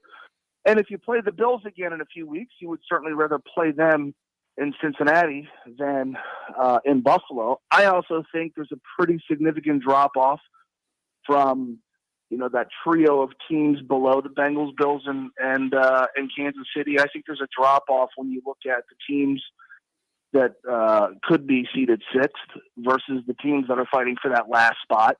And so if I'm the 2 seed and I can get some combination of, however it plays out, the Patriots or the Steelers or the Dolphins, I'd rather play any of those teams instead of the Chargers or even, despite their offensive issues, the Baltimore Ravens. But I think if you view the AFC as basically a 3-team race, and many will introduce the Chargers to the conversation, but if you view the AFC as a 3-team race, Cincinnati, Buffalo, and Kansas City, those are coin flip games. The Bills have shown they can go to Arrowhead Stadium and win and be really competitive in a playoff game. The Bengals went to Arrowhead Stadium last year. I think tonight's game is a coin flip game. I think Bengals Chiefs is a coin flip game. So would you prefer to be at home? Yeah. Is the idea to have to play in as few games as possible? Sure. If you have a choice of playing at home versus playing on the road, would you rather be in your own stadium? Of course. But I think for these 3 teams, those things matter less, just because we're going to get some combination of Bills, Chiefs, Bengals, Bills, Bengals, Kansas City. And when we do, I think those are going to be coin flip games regardless of when they're played or where they're played. By the way, my apologies. His Twitter handle's Mo Eggar. It's not Mo Eggar 1530. I had bad info. That's on me. I apologize. Mo, honest question. In a week, Skyline Chili bowls of chili over under 4.5. What's your number? For me? For you personally. Oh, I'll hit the over by the time we get to Thursday. See?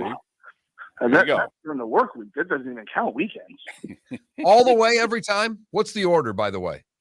So for me, it's I get cheese conies, which is just a small hot dog, chili, cheese, onions, mustard. I'll do that. Sometimes a 3-way, which is just spaghetti, cheese, and chili. You can't beat it. There we go. Mo Eggar on Skyline Chili and the Bengals. Mo, Happy New Year. Thanks for doing this for us. And hopefully we can hook up again as the playoffs get rolling. Well, we'll do it. Thank you. Mo Eggar, ESPN 1530 in Cincinnati. At least orders a hot dog the right way. Yes. Yes. Chili, mustard, and onion. Follow him on Twitter just to count the number of times he goes to Skyline Chili in a week. It is impressive. That could be the worst smelling drive-through food that there is on the planet. Like, you know, when you go pick up pizza, your car has that wonderful smell, that garlicky pizza heaven. Skyline chili with those beans. Woo! Should see my shoes. That, by the way, is a total hit or miss. There is no gray area with people about Skyline chili. They love it or they hate it. Yes. They're putting chili on spaghetti, David. Correct. And sometimes putting an obscene amount of cheese on top of it. Right, People and from beans and Wisconsin, onions. right, go, man, that's a lot of cheese. Right. Have you had Skyline? Oh, yeah. That sounds like that's an affirmative answer that you like Skyline. I have to admit I didn't love it. I was one of the 4 people that's actually gray area. But if I was in a group and it's like, hey, are we doing Skyline? I'd be like, yeah, sure. Because first off, Mark, I could not do the chili and just do the dogs. Right. Yeah, so I'm fine. But they delivered Skyline chili to the booth last year for the Jags-Bengals game.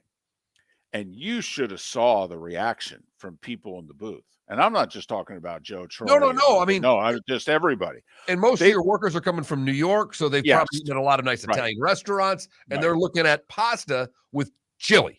Well, here's the thing. They couldn't see the pasta. Some of the bowls, there was so much chili and so much cheese, they thought it was chili and cheese. They grab a spoon, grab the bowl, they go to eat it, they dig in, they're like, what is this? Oh, that's pasta. What? Yes. Not my thing. It is Mo's thing. Definitely.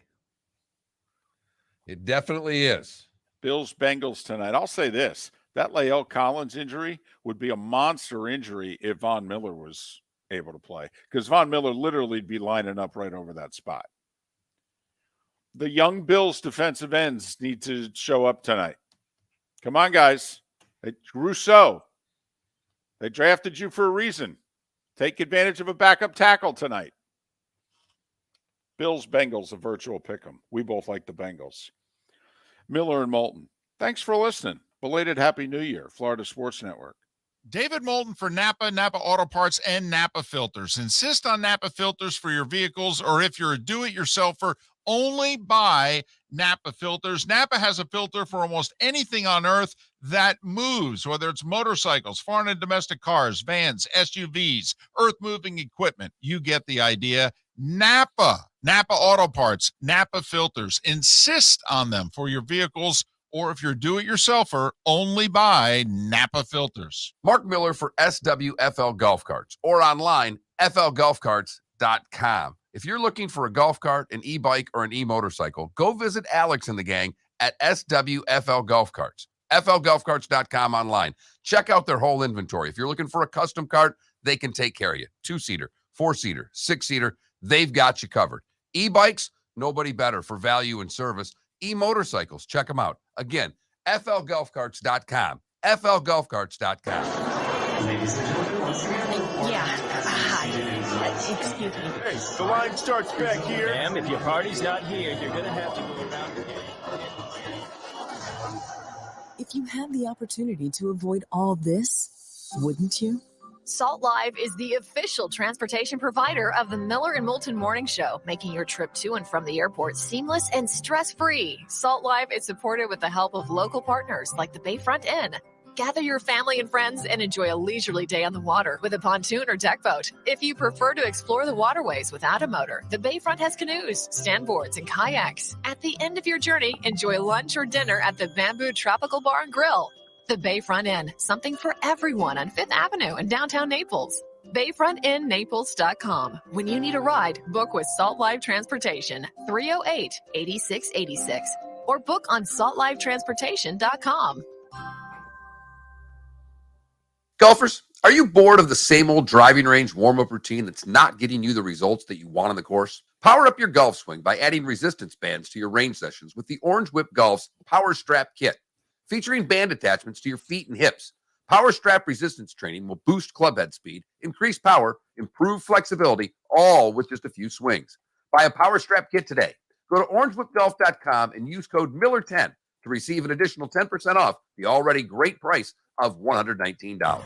Don't miss the Miami Dolphins watch party every Sunday at the Seaside Bar and Grill in Bonita Springs. Presented by Clutch Vodka. The Seaside will be serving Clutch Vodka drinks, including the awesome Bloody Mary bar at the Seaside. If you can't be at Hard Rock Stadium, come have fun at the best place in town to watch the Dolphins and enjoy the best